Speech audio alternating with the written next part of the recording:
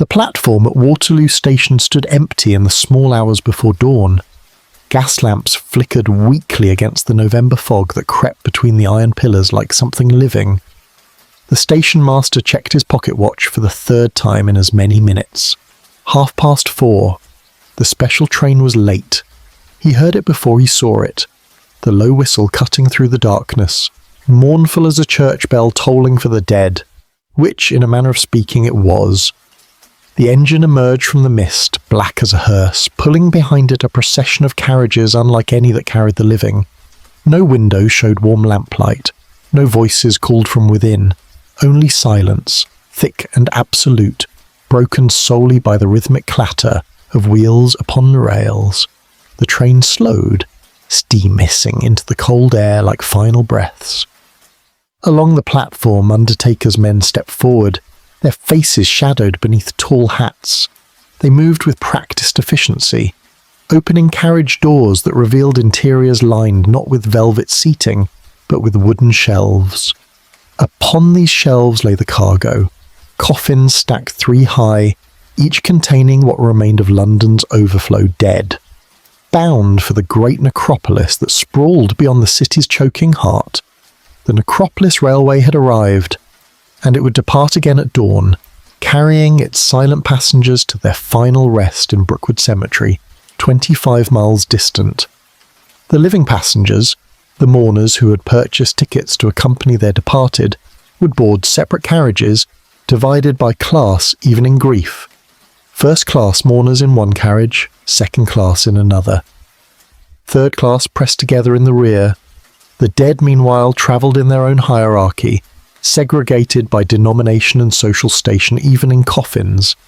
The station master turned away as the loading began. He had seen this ritual every week for 15 years, yet he never grew accustomed to it. The sound of coffins sliding on wood, the whispered prayers, the muffled weeping, and always the question that haunted him in the darkness: what thoughts accompanied the dead on their final journey through the sleeping countryside? The fog thickened, the train waited, and London's dead prepared to travel. Chapter 1. The City of the Dead. Good evening and welcome to the Bedside Historian. The hour grows late and the world beyond your window has settled into stillness. Wherever you are listening tonight, whatever time shows upon your clock, know that you have found a refuge here, a place where history whispers its darkest truths with gentle voice. Before you drift towards sleep, consider subscribing to this channel, that we might travel together through many more nights, many more forgotten corners of the past. And now, let us slip backward through the years, to a London that exists no more, to a city choking beneath the weight of its own dead. The year was 1852, and London was dying of its dead.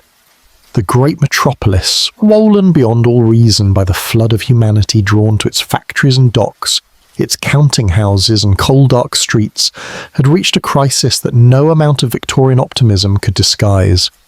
The churchyards were full, not merely full in the ordinary sense, but catastrophically, obscenely overfull, packed beyond all capacity with layer upon layer of human remains that transformed consecrated ground into something approaching charnel pits. In the ancient churchyard of St. Martin in the Fields, coffins lay stacked 6 deep in graves meant for one. At Enon Chapel in Clement's Lane, thousands of bodies decomposed beneath the floorboards while congregations worshipped above, breathing air thick with the gases of putrefaction. The rector charged 12 shillings per burial, a profitable business that required him to employ men who would enter the vault at night and break apart coffins with crowbars, crushing bones and skulls to make room for fresh arrivals. The undertakers called this work levelling, as though such a term could soften the horror of what occurred beneath the chapel stones. Children played among the gravestones in these yards, because there was nowhere else to play. They climbed upon tombs that rose in irregular mounds, the earth beneath their feet composed not of soil, but of human remains compressed into a dark, greasy substance that stained everything it touched. When it rained, the runoff carried particles of the dead into the gutters, into the wells from which the poor drew water for cooking and washing and drinking. The The physicians understood, though they could not yet prove it, that disease travelled in this water. Cholera had swept through London in terrible waves, claiming tens of thousands. Typhoid fever lingered in the slums. The very air seemed poisoned. The problem was not new, but it had reached proportions that even the most stolid Victorian temperament could no longer ignore. London had grown from a city of 1 million souls in 1801 to nearly 2.5 million by mid-century. The mathematics of mortality were simple and brutal, even if only a small percentage of these residents died each year. The sheer volume of corpses overwhelmed every available burial space within the city limits. The great churchyards of central London, some of which had received the dead for 600 years or more, had become geological formations of human remains. At St. Giles in the Fields, the ground level stood 10 feet higher than the church floor, raised gradually over centuries by the accumulation of bodies. The sexton could sink his spade anywhere in the yard and strike bone within inches. The walls of the church itself bulged outward from the pressure of earth and corpses packed against the stones. Gravediggers developed techniques for managing this terrible abundance. They learned to distinguish by texture alone between earth, rotted coffin wood, and the various stages of human decomposition. A skilled man could open a grave, remove the partially decomposed remains of a recent burial, set them aside, into a fresh coffin, then scatter the disturbed bones atop the new arrival before closing the grave once more. The practice was illegal but universal. There was simply no alternative. The wealthy purchased burial vaults, brick-lined chambers beneath church floors where their coffins might rest in relative security. But even these filled quickly, and the practice of placing new coffins atop old became necessary in the vaults as well. Some families, upon opening a vault for a fresh interment, found their ancestors' coffins collapsed. The bones within mingled into an anonymous jumble. The promise of eternal rest had proven as hollow as the rotted caskets themselves. The poor fared worse. They were buried in common graves, enormous pits that received dozens of coffins before being covered over. The coffins were thin pine, built to last only long enough to convey the body from home to grave. Within months they collapsed, and the contents became part of the general mass. In parishes where poverty ran deepest, even the pretense of individual burial was sometimes abandoned. Bodies were wrapped in simple shrouds and laid directly in the earth, row upon row, with lime scattered between layers in a futile attempt to hasten decomposition. The smell hung over certain neighbourhoods like a permanent fog.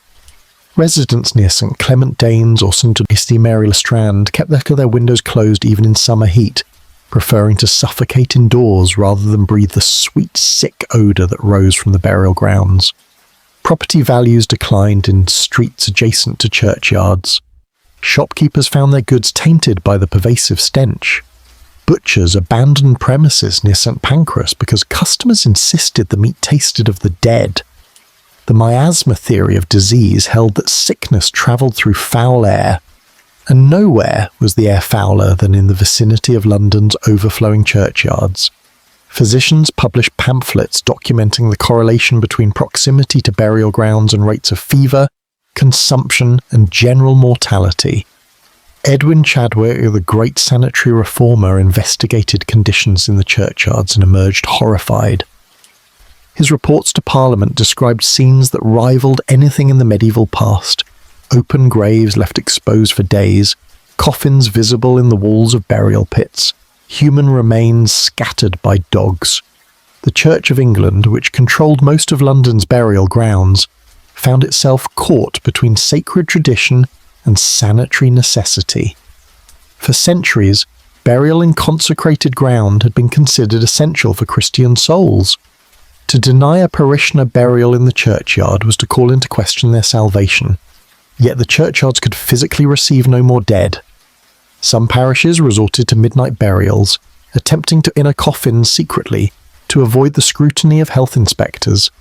Others simply stopped accepting new burials altogether, leaving families to search desperately for any scrap of consecrated earth that might receive their departed.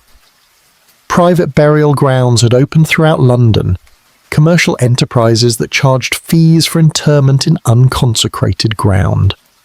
These varied wildly in quality. Some were maintained as respectable gardens, others became dumping grounds where coffins were stacked haphazardly, where grave robbers operated with impunity, where the management would sell the same plot multiple times, digging up previous occupants to make room for paying customers.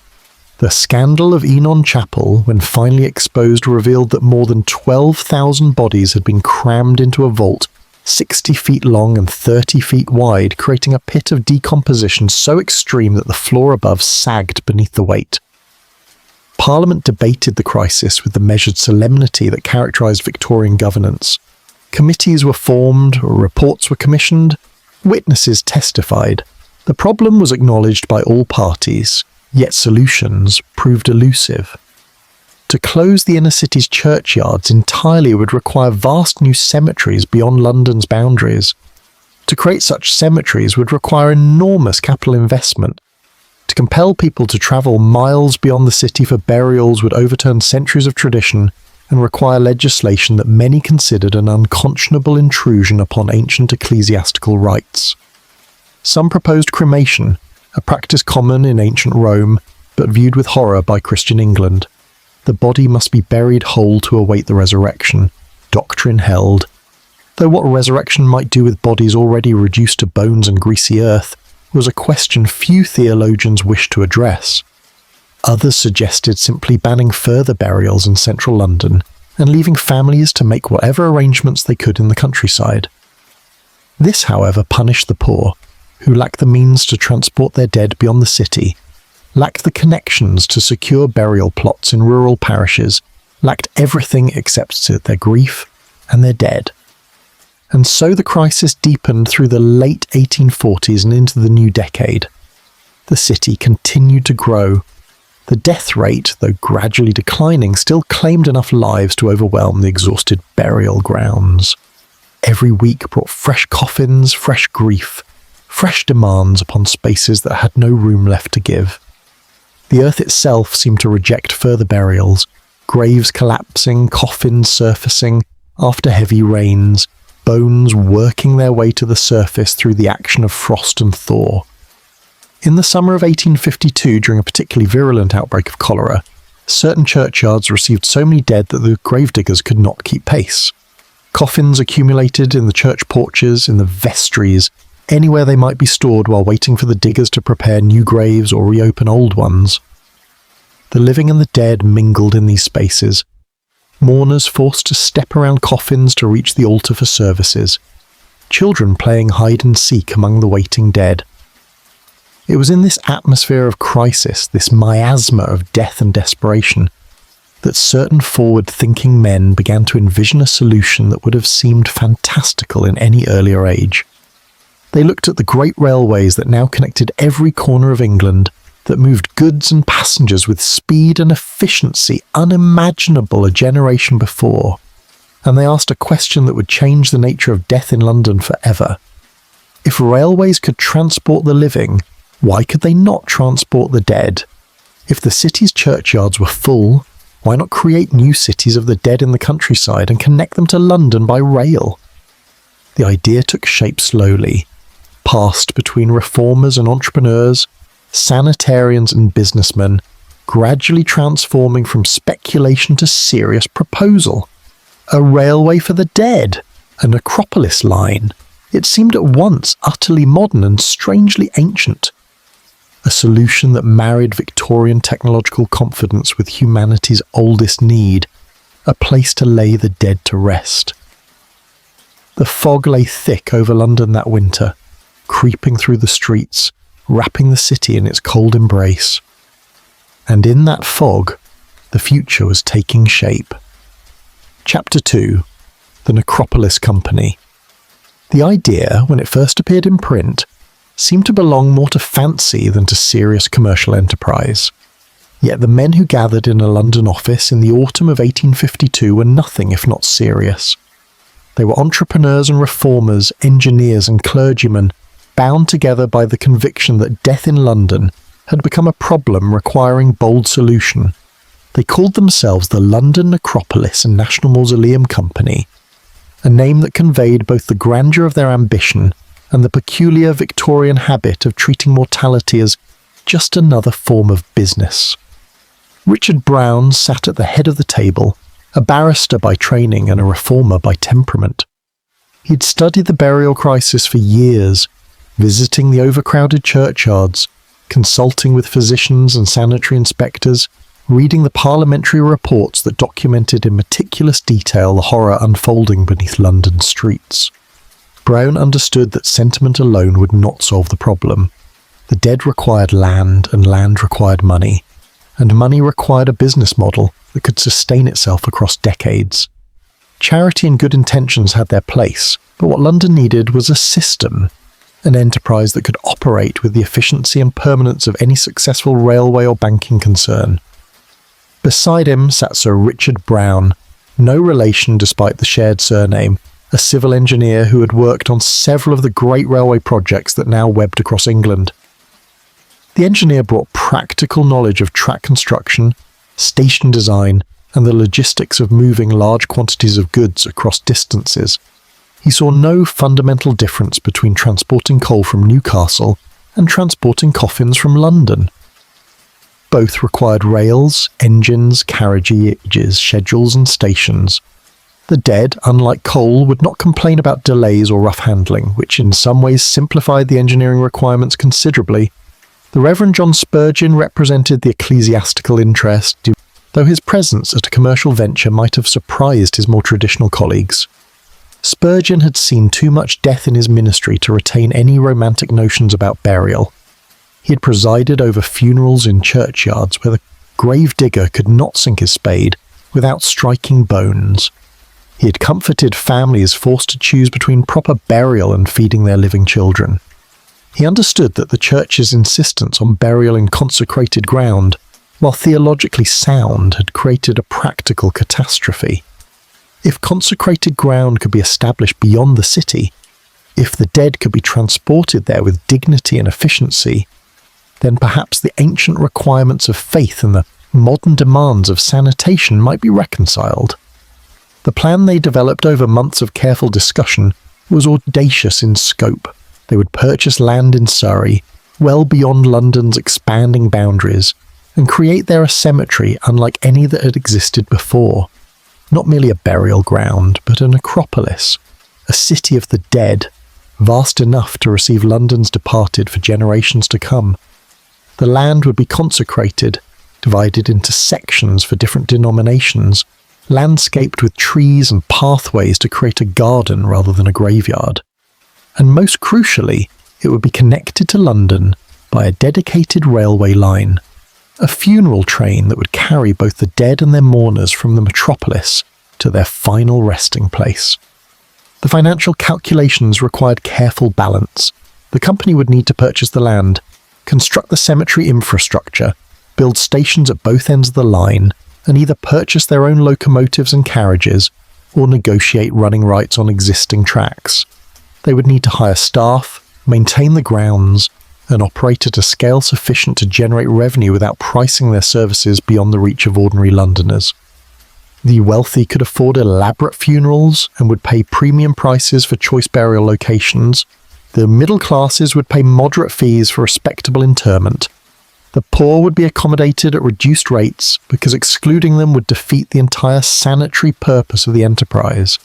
Brown and his colleagues calculated that London produced approximately 50,000 corpses each year. If the Necropolis Railway could capture even a fraction of this market, the returns would be substantial. A burial plot might sell for anywhere from £1 for a common grave to £100 or more for a private family vault. Add to this the cost of railway tickets for mourners, fees for funeral services in the cemetery chapels, charges for monuments and ongoing grave maintenance, and the enterprise began to look genuinely profitable. Death, unlike other commodities, offered a guaranteed and perpetual market. People would always die, and Londoners died in particularly gratifying numbers. The company sought parliamentary approval in 1852, submitting a private bill that requested authority to purchase land, construct a cemetery and operate a railway service. The debate in Parliament revealed the strange intersection of commerce, sentiment, and sanitation that characterised the Victorian approach to death. Some members objected on principle to the commercialisation of burial, arguing that it transformed a sacred duty into a business transaction. Others worried about the precedent of transporting corpses by rail, suggesting that it degraded both the dead and the living passengers who might find themselves sharing stations with coffins. The company's advocates responded with cold statistics. London's churchyards received approximately 50,000 bodies each year into spaces that had long since exceeded capacity. The result was a sanitary catastrophe that contributed directly to disease, death, and declining property values. The proposed necropolis would provide clean, spacious, properly managed burial grounds accessible to all classes of society. The railway would make this possible by solving the fundamental problem of distance. People could not be expected to walk 25 miles to visit a grave, but they could certainly afford a railway ticket for the journey. The dead cared nothing for the method of transport, and the living would benefit from knowing their departed rested in decent ground rather than in the fetid chaos of an urban churchyard. The bill passed in 1853, and the London Necropolis and National Mausoleum Company received its charter. The directors wasted no time. They purchased 2,000 acres of common land near the village of Brookwood in Surrey, roughly 25 miles southwest of London. The land was poor for farming, consisting largely of sandy heathland and scrub, which made it affordable. More importantly, it lay along the route of the London and South Western Railway, which meant the company could negotiate running rights rather than constructing an entirely new line. The railway company, seeing an opportunity for additional revenue, agreed to allow funeral trains to operate on their tracks at specific times. The financing came from share offerings, with the company raising capital from investors who saw opportunity in London's mortality. The prospectus made no attempt to disguise the commercial nature of the venture. It spoke plainly of market earnings, revenue projections, and returns on investment. Some found this frankness distasteful, this reduction of death to pounds and dividends. But others appreciated the honesty.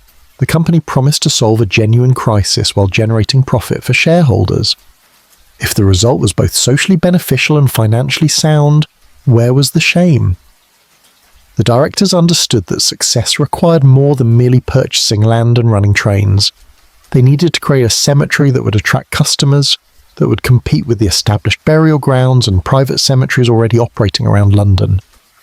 This meant thoughtful design, careful landscaping, and attention to the many religious and social sensitivities surrounding death.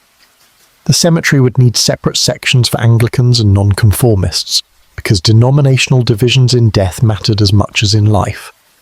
It would need areas for different social classes, because even in the democracy of the grave, Victorians insisted on maintaining distinction. It would need chapels for funeral services, waiting rooms for mourners, and all the infrastructure of a small town dedicated solely to the business of burial. The company hired architects and landscape designers, men who had worked on the great cemetery projects of the previous decade. The design borrowed from the garden cemetery movement that had created Highgate and Kensal Green, those landscaped burial grounds that transformed death from horror to pastoral melancholy. Brookwood would follow this model, but on a vastly larger scale. The land would be divided by winding paths planted with trees and shrubs dotted with ornamental ponds. The chapels would be built in Gothic Revival style, all pointed arches and ecclesiastical dignity. The grave plots would be laid out in orderly rows, each marked clearly to prevent the confusion and disorder that plagued London's churchyards. The railway infrastructure required equal attention. The company needed a London terminus, a place where families could bring their dead for the journey to Brookwood. The location chosen was on Westminster Bridge Road, near the Waterloo station of the London and South Western Railway. Here the company constructed a private station, a building unlike any other in London. It combined the utilitarian architecture of a railway station with the solemn atmosphere of a funeral establishment. There were waiting rooms for mourners divided by class. There were facilities for receiving and preparing coffins. There were booking offices where families could purchase burial plots and arrange services. and there were platforms where the funeral trains would load their unique cargo. The carriages themselves required special construction. The company commissioned vehicles designed specifically for transporting the dead, with interiors fitted with racks and shelves to hold coffins securely during the journey. These carriages were painted in sombre colours and marked with appropriate religious symbols. Separate carriages accommodated mourners, again divided by class, furnished with dark upholstery and hung with black crepe. The locomotives would be standard, but the company requested that drivers treat funeral trains with appropriate solemnity, avoiding the excessive speeds and harsh stops that characterise some passenger services. The practical details multiplied endlessly. The company needed to hire undertakers' assistants to handle coffins, station masters to manage departures, guards to supervise the trains, groundskeepers for the cemetery, clergymen to conduct services, and administrative staff to manage the complex business of selling graves and scheduling burials. They needed to establish procedures for every contingency. What happened if a train was delayed, if a coffin was damaged in transit, if a family could not afford the fees they had agreed to pay, if someone died of infectious disease requiring special precautions. The company published detailed regulations covering every aspect of their service. Coffins must meet certain standards of construction to withstand the journey. Mourners must conduct themselves with appropriate decorum during travel. Burial times would be scheduled in advance to avoid crowding at the cemetery. Payment must be arranged before services were rendered. The regulations read like any commercial contract, which in essence they were. The company was selling a service, and that service must be delivered with the efficiency and reliability that characterised successful Victorian enterprise. Critics continued to object. Some saw the entire venture as sacrilege, a degradation of death's sacred character. They argued that funerals should be solemn processions through familiar streets to nearby churchyards, not railway journeys to distant commercial burial grounds. They worried that the poor would be priced out of decent burial despite the company's promises of affordable options. They questioned whether people would truly travel 25 miles to visit graves, or whether the cemetery would become a dumping ground for the forgotten dead. The company responded to each criticism with characteristic Victorian confidence. The procession through streets achieved nothing except traffic disruption and public display. The railway journey would be brief, dignified, and far more sanitary than the current practice of keeping bodies in crowded homes for days before burial. The poor would pay according to their means, with options ranging from common graves to individual plots. And as for visiting the cemetery, the company would run regular excursion trains on Sundays, allowing families to make the journey for a modest fare. Death might be inevitable, but there was no reason it should remain backward or unsanitary. By 1854, the cemetery was taking shape. The land had been surveyed and divided. The chapels were under construction. The railway sidings and platforms at Brookwood were being built. The London terminus was nearly complete. The company began advertising its services, distributing pamphlets that described the benefits of burial at Brookwood, publishing notices in newspapers, speaking with undertakers and clergy throughout London. The message was consistent. The days of overcrowded, disease-ridden urban churchyards were ending. The future of death in London would be clean, spacious, organised and connected by rail. The first funeral train was scheduled for November 1854. The company prepared with meticulous attention to detail, aware that their entire enterprise depended on public acceptance. If the service proved dignified and efficient, more customers would follow. If anything went wrong, if the venture seemed ghoulish or disrespectful, the business would fail before it truly began. Everything depended on this first journey. This inaugural voyage of London's railway for the dead. The fog hung heavy over the city as the date approached, and somewhere in the Surrey countryside, 2,000 acres of consecrated ground waited to receive their first eternal residents.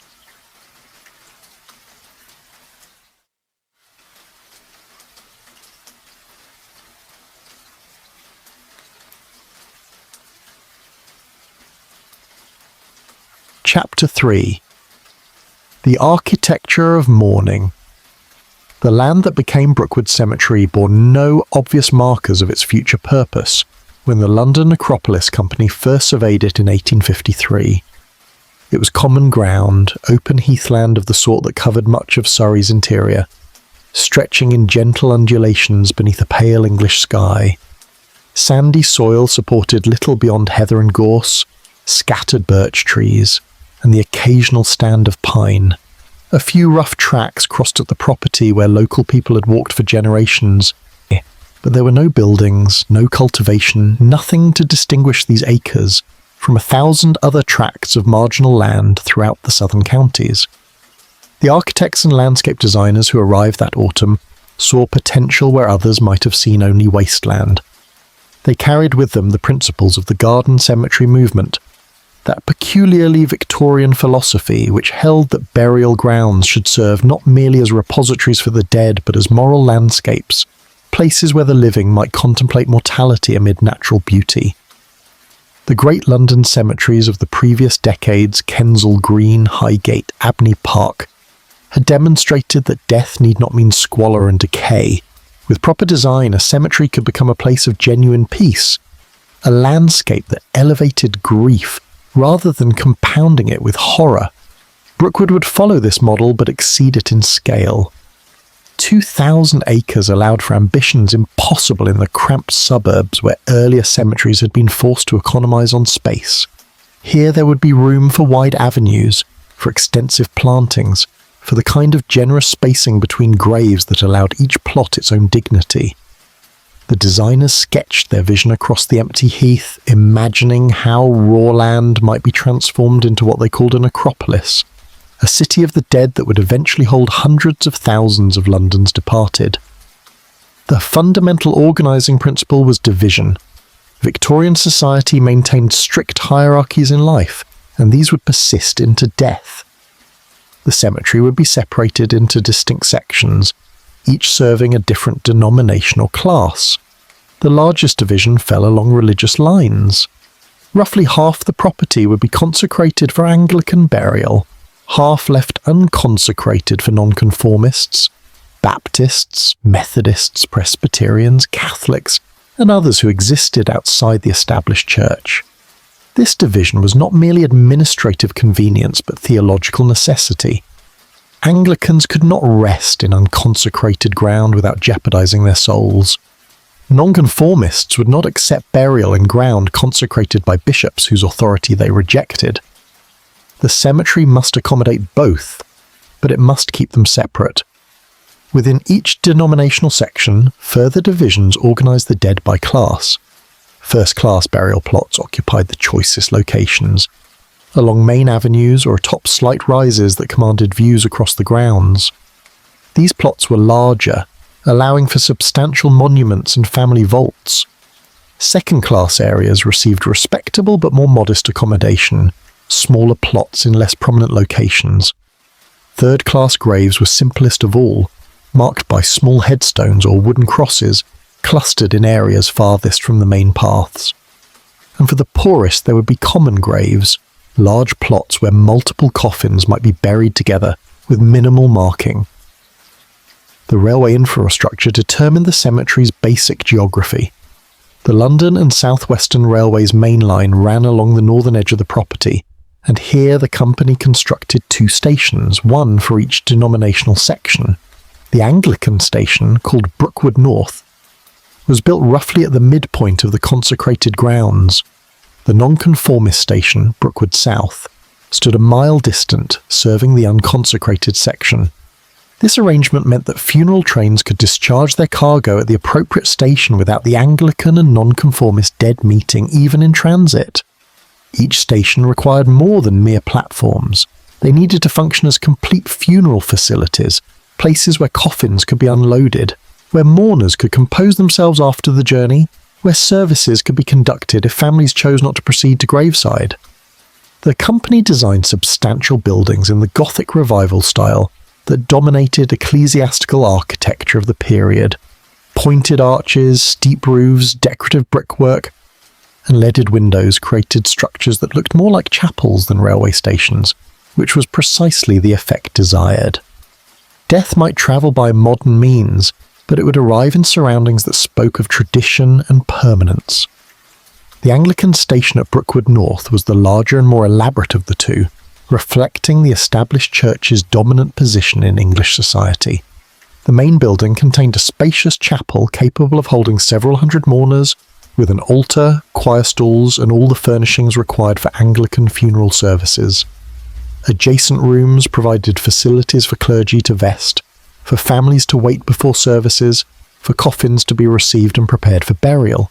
The platforms were covered to protect mourners from weather, with cast iron pillars supporting glass roofs that allowed light while blocking rain.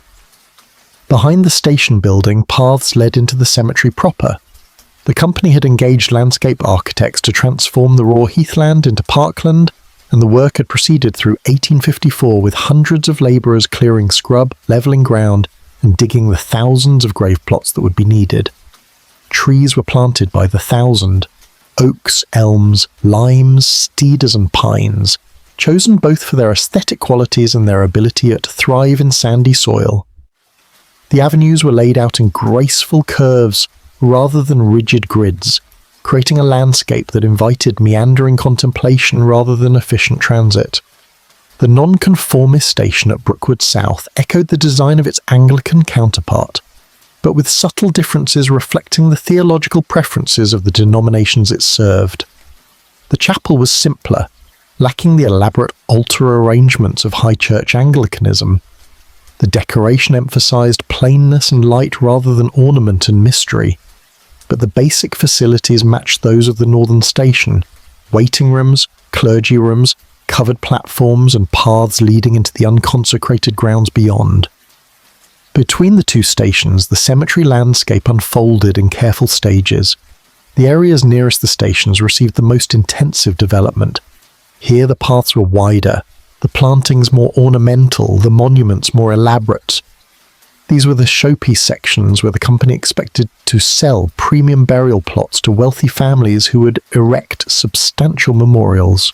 As one moved farther from the stations, the landscape grew gradually wilder, transitioning from formal garden to managed parkland to something approaching natural heath. This progression was deliberate, creating variety while also economizing on maintenance costs in areas where fewer visitors would venture. Water management presented significant challenges. The sandy soil drained quickly, which was advantageous for burial but meant that ornamental plantings required careful irrigation. The company dug several artificial ponds, both to provide water for landscaping and to create focal points in the designed landscape. These ponds were edged with willows and decorated with ornamental bridges, borrowing aesthetic principles from the English landscape garden tradition. The effect was meant to suggest natural water features, though in fact every element was carefully constructed and maintained. The grave plots themselves followed standardized dimensions based on class. First-class plots measured 12 feet by 12 feet, sufficient for a family vault that might eventually hold a dozen or more coffins. Second-class plots were 8 feet by 8 feet, adequate for several burials but requiring more modest monuments. Third-class plots were 6 feet by 4 feet, barely larger than a single coffin, intended for individual rather than family burial. The common graves were enormous trenches, 30 feet long and 20 feet wide, capable of receiving dozens of coffins in layers. The company employed permanent staff to manage the cemetery grounds. Groundskeepers maintained the paths and plantings. Gravediggers prepared new plots and conducted burials according to a schedule that might see a dozen interments on busy days. Administrative staff in offices at each station managed the complex record-keeping required to track who was buried where, which plots were sold, which remained available. The cemetery was meant to function for generations, which meant that records must be kept with meticulous accuracy. A family purchasing a plot in 1854 must be able to find it again in 1894, must know that the ground they purchased remained inviolate, that no other coffins would be placed there, that the promises made would be kept across decades. The chapels at each station were consecrated with appropriate ceremonies, bishops and clergy processing through the new buildings while blessing walls and altars. These ceremonies attracted attention in the London newspapers, which published accounts describing the novel Cemetery with its railway connection. The tone of these articles varied. Some praised the company's ambition and the undeniable improvement Brookwood represented over London's overcrowded churchyards. Others expressed scepticism about whether people would truly accept burial so far from the city, whether the commercial nature of the enterprise degraded death's sacred character, whether the whole scheme might prove to be an expensive failure. The company addressed these concerns through careful marketing. They published elaborate brochures describing Brookwood's beauties, including engraved illustrations showing the chapels, the landscaped grounds, and idealized views of the cemetery in full maturity with enormous trees and elaborate monuments. These images sold a vision of death transformed from urban squalor to rural tranquility. Families who buried their loved ones at Brookwood could visit graves set among trees and flowers rather than in the shadow of warehouse walls. Children could play safely on the grass rather than among the bones that surfaced in London churchyards. The cemetery offered not merely burial, but a complete reimagining of how the dead should rest. The landscaping work continued through the first years of operation, and indeed would continue for decades as the cemetery expanded. Trees required years to reach maturity. Paths needed constant maintenance against erosion. The iron fences and gates that marked section boundaries required painting. The chapels needed heating, lighting, and regular repairs. The artificial ponds required dredging to prevent them from silting up. Operating a cemetery of this scale was not simply a matter of digging holes and filling them. It required the sustained effort of dozens of workers and the ongoing investment of capital to maintain the property according to the standards promised in the company's marketing materials. The monuments erected by bereaved families added new layers to the designed landscape. Some families commissioned substantial memorials, crosses 20 feet high, Gothic revival chapels large enough to hold coffins above ground, angels carved from Italian marble. Others chose simpler markers, headstones inscribed with names and dates, cast-iron crosses, wooden markers for those who could afford nothing better. The company established regulations governing monument design to prevent the aesthetic chaos that characterized some Victorian cemeteries, but within these guidelines, families expressed their grief and memory in stone and metal.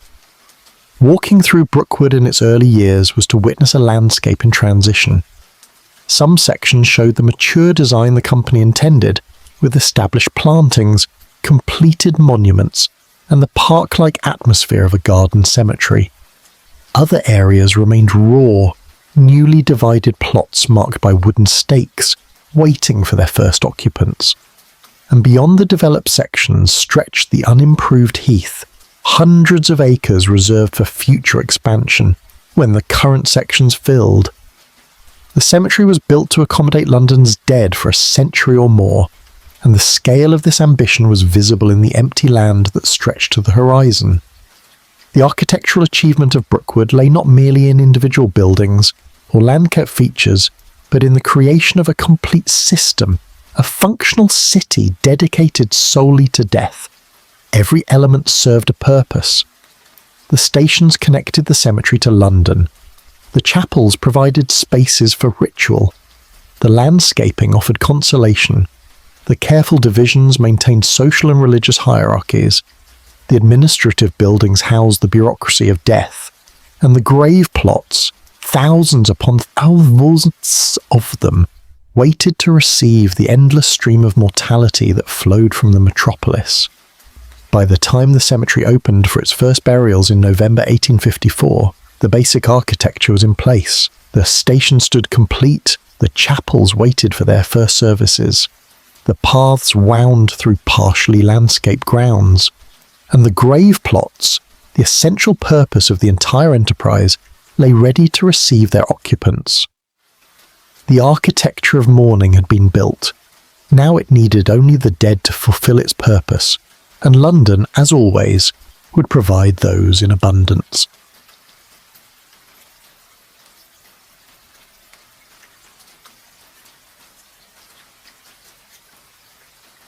Chapter 4. The Private Station. The building that rose on Westminster Bridge Road in the autumn of 1854 occupied a peculiar position in London's architectural landscape. It was a railway station, yet no ordinary passenger would ever board a train there. It was a funeral establishment, yet no bodies would be prepared or displayed within its walls. It stood as something entirely new, a structure designed for a purpose that had never existed before, the organised dispatch of the dead by rail. The London Necropolis Company spared no expense in creating a terminus that would attract customers, while avoiding the unseemly appearance of a commercial enterprise profiting from grief. The building's facade combined elements of Gothic Revival architecture with the functional requirements of a railway station, resulting in a design that might have served equally well as a chapel or a banking hall. Red brick walls rose 2 stories, punctuated by tall windows with pointed arches. Decorative stonework emphasized corners and entrances. A modest tower, more campanile than steeple, marked the main entrance and provided space for a bell that would toll to mark departures. The site itself had been chosen with care. Westminster Bridge Road lay in Southwark, south of the Thames, in a neighbourhood that mixed commercial activity with working-class housing. The location was close enough to central London for convenient access, yet far enough removed to avoid the congestion of the city's heart. More importantly, it stood adjacent to the London and South Western Railway's lines, allowing funeral trains to depart directly onto the tracks that led to Brookwood. The company negotiated agreements permitting their trains to use these lines at specific hours, typically early morning when regular passenger traffic was light. The building's interior organisation reflected the careful class divisions that characterised Victorian society. There were 3 entirely separate waiting rooms, 1 for each class of mourner. The first-class waiting room occupied the most prominent position, directly off the main entrance. It was furnished with upholstered chairs, heavy curtains, gas-lighting fixtures of polished brass, and walls hung with dark wallpaper appropriate to mourning. A fireplace provided heat in winter. Small tables held prayer books and copies of funeral liturgy. The atmosphere aimed for the quiet dignity of a gentleman's club, a place where grief might be accommodated within familiar surroundings of comfort and propriety. The second-class waiting room, smaller and less elaborately furnished, nonetheless maintained respectability. Wooden benches replaced upholstered chairs. The decoration was simpler, the lighting less ornate, but the room was clean, heated, and separated from the third-class facilities by solid walls that ensured the middle classes need not mix with their social inferiors even in grief. The third-class waiting room made no pretense to comfort. Benches lined the walls. The decoration was minimal. Heat came from a single stove rather than a proper fireplace. The room's position at the rear of the building emphasized its occupants' lower status. Yet even this space represented an improvement over the alternative. Before the Necropolis Railway, the poor often had no facilities at all for funeral preparations, forcing them to keep bodies in their cramped homes while scraping together funds for burial. The company at least offered shelter while families waited for their appointed departure time. Beyond the waiting rooms lay the functional heart of the station, the receiving rooms where coffins were delivered and prepared for transport. These rooms were kept separate from public areas, accessible through rear entrances where undertakers' carts could deposit their cargo without disturbing mourners. The company employed staff specifically to handle coffins, men experienced in the physical labour of lifting and moving the dead. Each coffin was inspected upon arrival to ensure it met the company's standards for construction and sealing. Those that failed inspection were refused transport, though this happened rarely as undertakers quickly learned what specifications the company required. The coffins were sorted according to class and denomination, then loaded onto wheeled trolleys that could be moved to the appropriate platform. The station had multiple platforms, each serving a different combination of class and religious affiliation. The company operated its trains on a strict schedule, with departures announced well in advance. A funeral booked for Tuesday morning at 8 would depart at precisely 8, regardless of whether the family arrived late. This punctuality was necessary to maintain the railway schedule, but it also served a deeper purpose. The company was selling efficiency and organisation, a modern solution to death's ancient problems. Punctuality demonstrated that death need not mean chaos. The booking office occupied a prominent position near the main entrance. Here families made arrangements for burial, purchasing grave plots and railway tickets in transactions that must have felt uncomfortably commercial to those accustomed to dealing with churches rather than businesses. The clerks who staffed this office required unusual skills. They needed the efficiency of railway booking agents, the tact of undertakers, and the pastoral sensitivity of clergy. They sold graves the way other clerks sold railway tickets or theatre seats, yet the customers before them were bereaved, often barely holding together their composure, making decisions about death while struggling with grief. The price structure was complex, offering options for every level of income. A common grave plot with third-class rail transport for mourners cost as little as £1 total. An individual grave plot with second-class transport might cost £5. A first-class family vault with premium location and first-class mourning carriages could easily exceed £100. The company also charged for additional services, the use of chapels at Brookwood, the installation of monuments, perpetual maintenance of grave plots. Death, it turned out, offered numerous opportunities for additional revenue. The platforms behind the public areas were unlike those at any other London station. They were covered against weather, but the covering was done with particular attention to sombre atmosphere. The ironwork was painted black. The glass panels in the roof were tinted to reduce the harsh daylight. Gas lamps in iron brackets provided illumination even during the day, creating a perpetual twilight appropriate to mourning. The platforms were wider than necessary for ordinary passenger traffic, allowing space for coffins to be arranged before loading. The carriages that waited at these platforms were purpose-built for their unusual cargo. The company had commissioned several dozen vehicles designed specifically for funeral service. The carriages for the dead were essentially windowless boxes on wheels, with interiors fitted with wooden racks capable of holding coffins in stacks 3 high. The racks were padded with felt to prevent damage during transport. Leather straps secured each coffin against the motion of the train. The exteriors were painted in dark colours, black or deep purple, and marked with crosses or other religious symbols. Small windows high on the walls allowed ventilation while preventing anyone from looking inside. The carriages for mourners followed the same 3-class division that governed everything about the railway. First-class mourning carriages were upholstered in black velvet or leather, with curtained windows that could be drawn for privacy. Gas lamps in etched glass shades provided gentle light. The seats were comfortable, designed for the 25-mile journey to Brookwood. Second-class carriages offered simpler upholstery and less elaborate fittings, but remained respectable.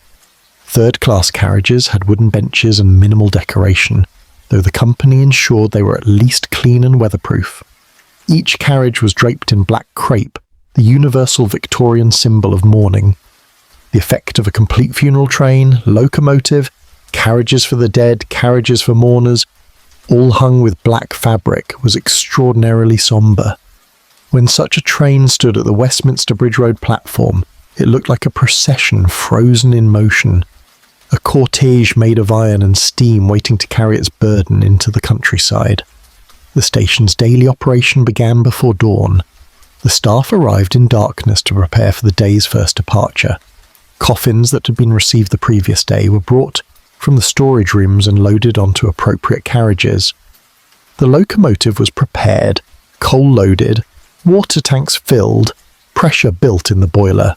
The platforms were swept, the waiting rooms checked, the gas lamps lit. By the time mourners began arriving, everything was ready. Families approached the station in various states of composure.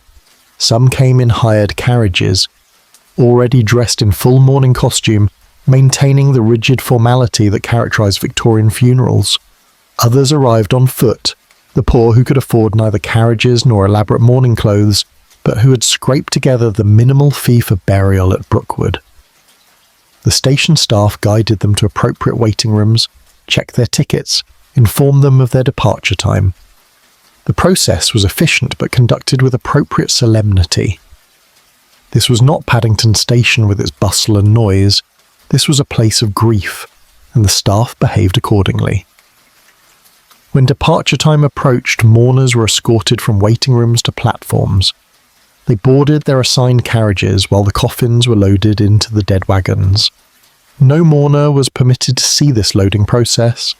The company understood that there was a difference between knowing one's loved one travelled in a baggage car and actually witnessing the coffin being hoisted and secured alongside dozens of others.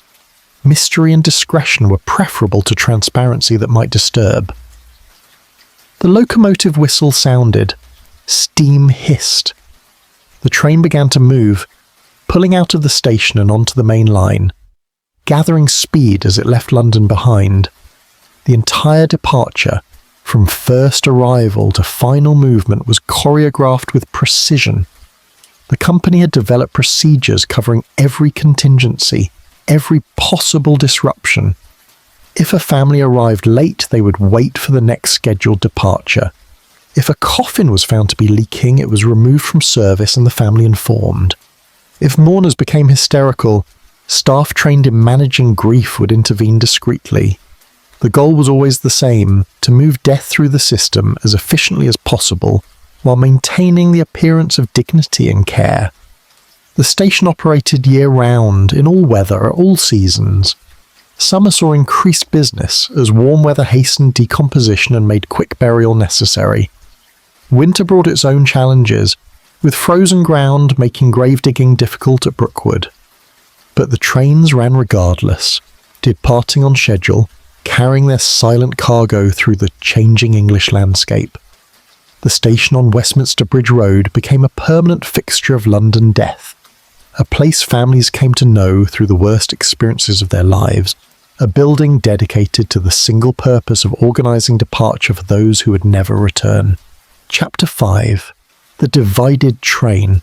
The funeral train that departed Westminster Bridge Road on a cold morning in November 1854 carried within its linked carriages a perfect representation of Victorian social order. The locomotive, indifferent to its cargo, pulled behind it a procession of vehicles that segregated the dead and their mourners with the same meticulous attention to caste that governed every aspect of English life. Even in death, even in grief, the hierarchies persisted, inscribed in the very architecture of the railway carriages that rolled through the awakening suburbs. The train's composition followed a pattern that would remain largely unchanged for decades. At the front immediately behind the locomotive and its tender, came the first-class mourning carriage. This vehicle represented the pinnacle of funeral transport. A moving salon draped in black crepe and fitted with every comfort that Victorian craftsmanship could provide. The exterior panels were painted in glossy black lacquer, polished to mirror brightness despite the sombre colour. Brass fittings gleamed at doors and windows. The roof bore ornamental ironwork in Gothic patterns, decorative crosses that marked the carriage's sacred purpose. Inside, the first-class mourners sat on seats upholstered in black horsehair, firm yet yielding, designed to support without discomfort during the hour-long journey to Brookwood.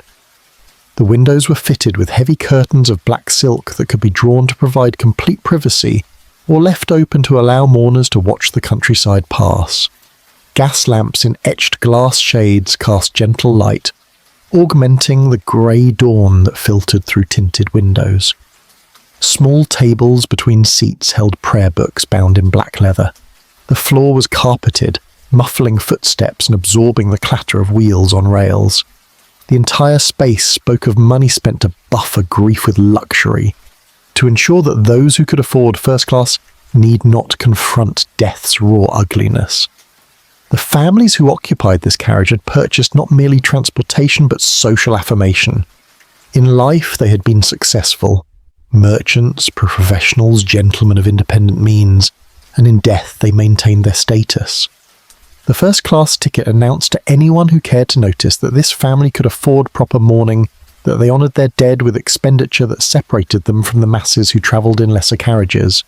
The widow in her elaborate mourning dress, the children in their black suits and dresses, the relatives gathered to see the departed to rest, all participated in a performance of grief that was simultaneously genuine and carefully staged. Behind the first-class mourning carriage came the first-class hearse van, the vehicle that carried coffins of the wealthy dead. This carriage bore no windows except small vents near the roof. The interior was lined with dark wood and fitted with padded racks designed to hold coffins securely. Each rack bore a small brass plate indicating its designation: first-class Anglican, first-class nonconformist, because even in the hearse van the dead were segregated by denomination. The coffins themselves reflected the wealth of their occupants. They were constructed of oak or mahogany, elaborately carved, fitted with brass handles and nameplates lined with silk or satin. Some weighed hundreds of pounds, the wood alone representing more than a labourer might earn in months. The first-class coffins were loaded and secured with particular care. The company's staff understood that these were not merely containers of human remains, but expensive purchases that families would expect to find undamaged at journey's end. Each coffin was wrapped in black fabric before being placed in its rack, then secured with leather straps that held it immobile against the train's motion. The hearse van, though dark and windowless, was kept scrupulously clean. The company could not afford any hint of disorder or decay associated with first-class service. The second-class carriages followed, both mourning and hearse, echoing the pattern of the first class but in diminished form. The mourning carriage offered wooden benches rather than upholstered seats, though the wood was polished and the benches were fitted with thin cushions. The windows bore simpler curtains, the lighting was less ornate, and there were no small luxuries like prayer books or carpeting. The passengers here were clerks, shopkeepers, skilled tradesmen, people of respectability if not wealth, maintaining appearances on more modest budgets. Their grief was no less genuine than that of first-class mourners, but it was expressed with less elaborate costume and ceremony.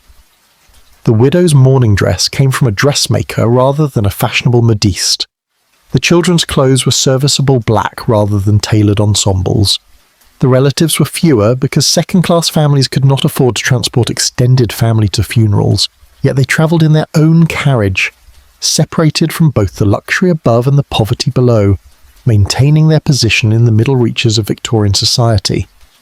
The second-class hearse van carried coffins of simpler construction, pine rather than oak, with iron fittings instead of brass. These coffins met the company's minimum standards for strength and sealing, but made no pretence to elegance. They would serve their purpose, which was to convey the dead decently from London to Brookwood and nothing more. The racks in the second-class hearse van held more coffins than those in the first-class vehicle, packed more tightly together because space efficiency mattered more at this price point. At the rear of the train came the third-class carriages, and here any pretence of comfort disappeared entirely. The mourning carriage was barely distinguishable from ordinary third-class railway transport. Wooden benches lined the walls. The windows were small and fixed, offering no curtains or privacy. There was no lighting beyond what daylight provided through the windows and the open doors at each end. The floor was bare wood, stained dark but unfinished. In winter, the carriage was cold draughts seeping through gaps in the construction. In summer, it was stifling, the small windows providing insufficient ventilation.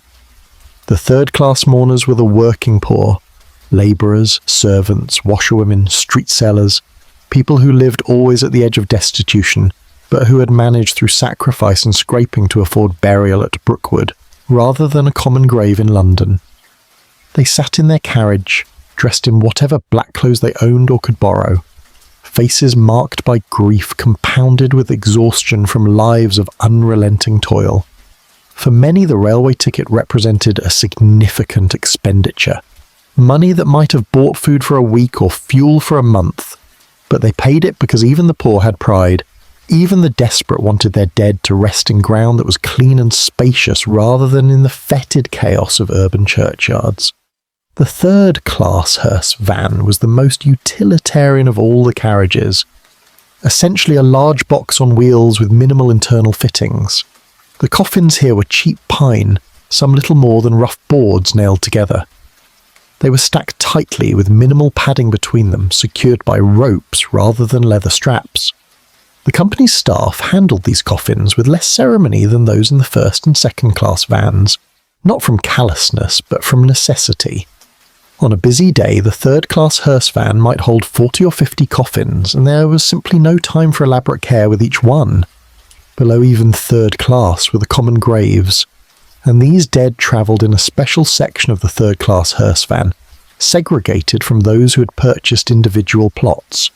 The common grave coffins were the cheapest available, thin pine that would collapse within months of burial.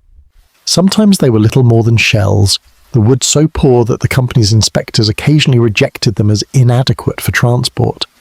The families of these dead could afford almost nothing, and the coffins reflected that cruel reality.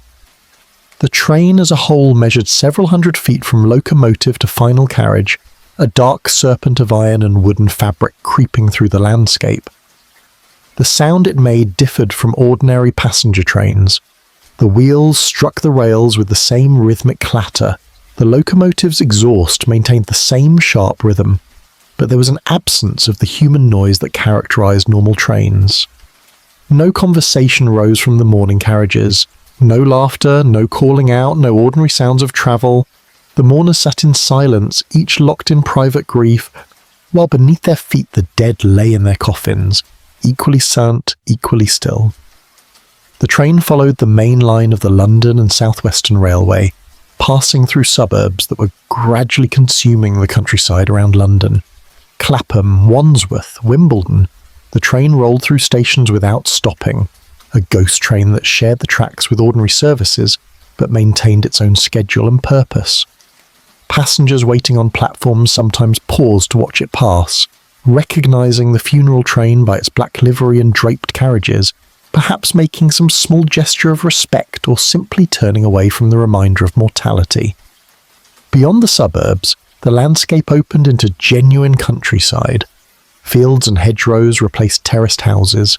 Villages appeared at intervals, clusters of cottages around ancient churches, landscapes that had changed little in centuries. The train's speed never exceeded 30 miles per hour, slower than express passenger services, but adequate for its purpose. The company had negotiated this moderate speed as part of their agreement with the railway company, arguing that excessive velocity was inappropriate for funeral transport and that slower travel reduced the risk of damage to coffins. Inside the mourning carriages, the journey provided time for reflection that the rushed chaos of London funerals had not allowed. In the first-class carriage, families sat with their thoughts, watching the countryside pass, perhaps finding some comfort in the changing view. In the second-class carriage, mourners clutched handkerchiefs and prayer books, maintaining composure through force of will. In the third-class carriage, exhaustion often overcame grief, and passengers dozed despite the hard benches, worn out by the emotional and physical toll of the previous days. The train crew, driver, fireman, gestionnaire, maintained professional detachment. They had made this journey dozens, then hundreds, then thousands of times. The cargo was unusual only in being dead rather than living, and the railway's fundamental purpose remained unchanged, to move people and goods from one place to another with efficiency and safety. The guard walked through the mourning carriages periodically, checking that passengers were properly seated, that no disturbance had occurred, that the journey proceeded according to schedule. He spoke little, maintaining the atmosphere of solemn quiet that the company required. In the hearse vans, the coffins shifted imperceptibly against their restraints as the train swayed on curves or jolted over rough sections of track. The company had learned through experience how to secure them properly, which types of straps and padding prevented damage.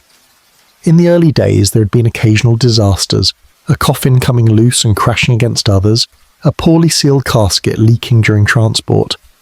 Such incidents had required immediate response and compensation to outraged families. Now the procedures were refined, the staff trained, the equipment tested. Failures had become rare. The social geography of the train meant that passengers remained largely unaware of those travelling in other classes. The first-class mourners never saw the third-class carriage, positioned as it was at the train's rear. The third-class passengers caught glimpses of the first-class carriage when boarding or alighting, but otherwise had no contact with its occupants. This segregation was intentional and carefully maintained, The company understood that part of what first-class passengers purchased was separation from those below them in the social order. To allow mixing would devalue the premium service and invite complaints from those who expected exclusivity. As the train approached Brookwood after roughly an hour of travel, the mood in the carriages shifted subtly. The journey's end meant confronting the finality that awaited, the actual burial that transformed the departed from absent to gone forever. Mourners stirred, straightened their clothes, prepared themselves for the graveside rituals that would complete the day's sorrowful business. The train slowed, the rhythm of wheels on rails dropping to a more measured pace. Through the windows, the first trees of the cemetery became visible, and beyond them the station buildings where the train would divide, sending each denomination to its appointed ground. The funeral train rolled toward its destination, carrying within its linked carriages all the divisions of English society, all the hierarchies and distinctions that death could not erase. The dead travelled in their separated compartments, Anglican and nonconformist, first class and third class, each in their designated place, and the living who accompanied them maintained the same divisions, grief expressed within the rigid frameworks of class and custom. The train was a microcosm of Victorian England, death organised with the same precision that organised life. The same principles applied from cradle to grave and beyond. Chapter 6. The Night Departures. The trains that left Westminster Bridge Road in darkness operated according to schedules that reflected both practical necessity and cultural preference. The London Necropolis Company had discovered through early experience that many families preferred to conduct their dead's final journey away from public observation. The reasons varied. Some wished to avoid the spectacle of funeral processions through crowded streets. Others sought privacy for grief they did not wish to perform before strangers. Still others simply found the early morning departure practical given the time required for the full day's funeral activities. The company accommodated these preferences by scheduling regular departures at hours when ordinary London still slept. The first departure each day left at 4:30 in the morning, when Westminster Bridge Road lay empty except for night workers returning home and market vendors setting up their stalls. The station staff arrived even earlier, reporting at 3 o'clock to prepare the train and receive the coffins that undertakers delivered through the pre-dawn darkness. The gas lamps along the platforms cast pools of yellow light that barely pushed back the surrounding blackness. Fog was common at this hour, rolling up from the Thames and settling over the streets in thick banks that muffled sound and reduced visibility to a few yards. The coffins arrived in undertakers' wagons, black vehicles pulled by black horses whose harnesses were fitted with mufflers to deaden the sound of hooves on cobblestones. This consideration for quiet reflected Victorian sensibilities about death. Funerals should be solemn, not noisy, and the departure of the dead should disturb no one unnecessarily. The wagons pulled up to the station's rear entrance, and the undertaker's men, moving with practised efficiency, transferred coffins onto the station's wheeled trolleys. Each coffin bore a paper label indicating the deceased's name, the class of service purchased, and the denominational section where burial would occur. These labels were checked against the station's booking records to ensure no errors occurred in the darkness and confusion. The station's receiving rooms accumulated coffins through the night. The company accepted deliveries from 8 o'clock the previous evening until 3 in the morning, providing a long window during which undertakers could complete their work. This arrangement benefited everyone. Families did not need to keep bodies in their homes until the day of burial. Undertakers could manage their workflow more efficiently, and the station could organise the coffins for orderly loading once the train was prepared. In the waiting rooms, mourners began arriving around 4 o'clock, having risen in darkness to make their appointed departure. The first-class waiting room received the earliest arrivals with fires already lit against the November cold. A station attendant stood ready to take coats, to offer tea from a large urn kept perpetually hot, to provide whatever small comforts might ease the ordeal of waiting. The mourners sat in near silence, exhausted by grief in the early hour, watching the clock as it advanced toward departure time. The second and third class waiting rooms filled more gradually. These families often travelled from greater distances within London, using the omnibuses and horse trams that began running at 4 in the morning. Some walked, unable to afford even the modest fare for public transport, arriving breathless and cold from their long trek through dark streets. The third-class waiting room offered no tea, no attendant to take coats, but at least it was warm and dry, shelter from the raw weather outside. The locomotive stood ready on the platform, steam rising from its boiler in ghostly columns that merged with the surrounding fog. The firemen had been working since 3 o'clock, building up pressure in the boiler so that the engine would be ready to depart precisely on schedule. The driver completed his inspection, checking coupling, brakes, and the various mechanical systems that kept the train operational. To these men, this was simply another day's work. Another train to drive from London to Brookwood and return. The cargo was unusual, certainly, but the fundamental task remained unchanged: operate the locomotive safely and maintain the schedule. The hearse van stood waiting on adjacent tracks, empty shells that would be moved into position once the locomotive was ready. The loading of coffins followed a precise choreography developed through months of experience. The first-class coffins were brought out first, wheeled on trolleys to the first-class hearse van, then lifted carefully into their designated racks. These coffins were heavy, requiring 2 or 3 men to manoeuvre them safely. The staff worked in near silence, communicating through gesture and long practice rather than shouted instructions. Each coffin was secured with straps before the next was loaded, ensuring that nothing shifted during the process. The second-class coffins followed, handled with somewhat less ceremony but still with reasonable care. The lighter construction of these caskets made them easier to manage, though the greater number requiring transport meant the work took longer despite the individual simplicity. The third-class coffins came last, loaded quickly and efficiently into the rear hearse van, where they were stacked tightly and secured with rope nets rather than individual straps. On busy mornings, the third-class hearse van might hold 50 or more coffins, representing a substantial portion of London's previous day's mortality. By 4:20, the loading was nearly complete. The carriages were coupled together in their established order: first-class mourning, first-class hearse; second-class mourning, second-class hearse; third-class mourning, third-class hearse. The guard walked the length of the train, checking that all couplings were secure, that doors were properly closed, that nothing protruded that might strike trackside structures during the journey. His inspection was thorough, conducted by lamplight, each element verified before he returned to the rear of the train and signalled readiness to the driver. At 4:25, the station attendants opened the doors to the waiting rooms and began escorting mourners to their respective carriages. The first-class passengers boarded first, stepping from the warmth of the waiting room into the relative comfort of their carriage. The upholstered seats received them, the gas lamps cast their gentle light, and the mourners settled in for the journey ahead. Some closed the curtains immediately, seeking privacy. Others left them open, perhaps wanting to watch the city give way to countryside as dawn approached.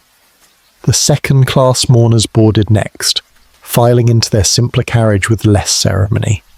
They arranged themselves on the wooden benches, mothers gathering children close, fathers sitting with straight backs and grim faces, the whole family unit compressed into the small space allowed by their ticket class.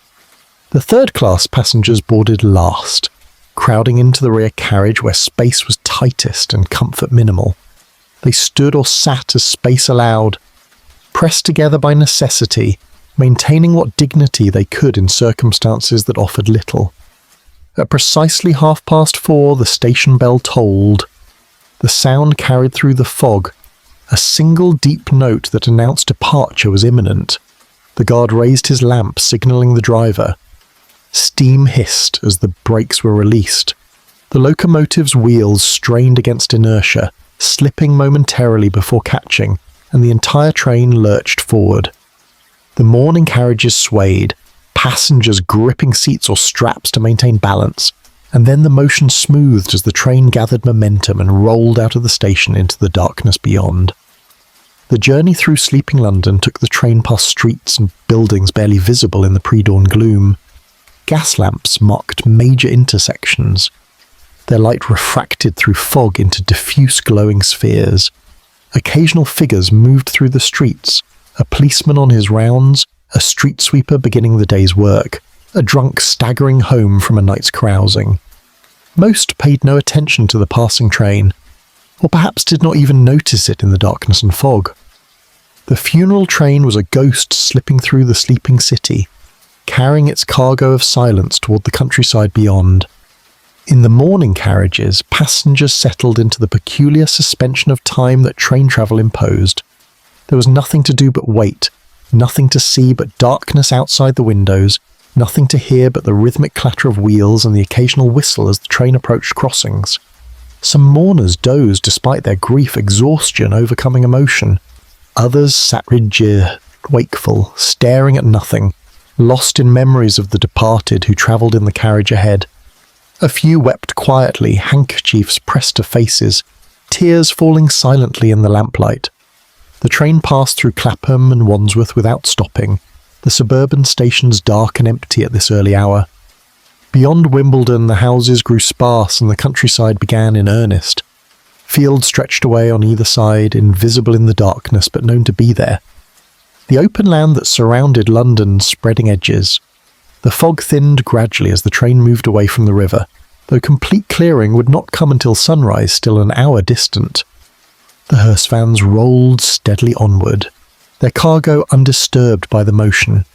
The coffins rested in their racks, held secure by straps and padding, the dead inside experiencing nothing of the journey that carried them toward their final rest.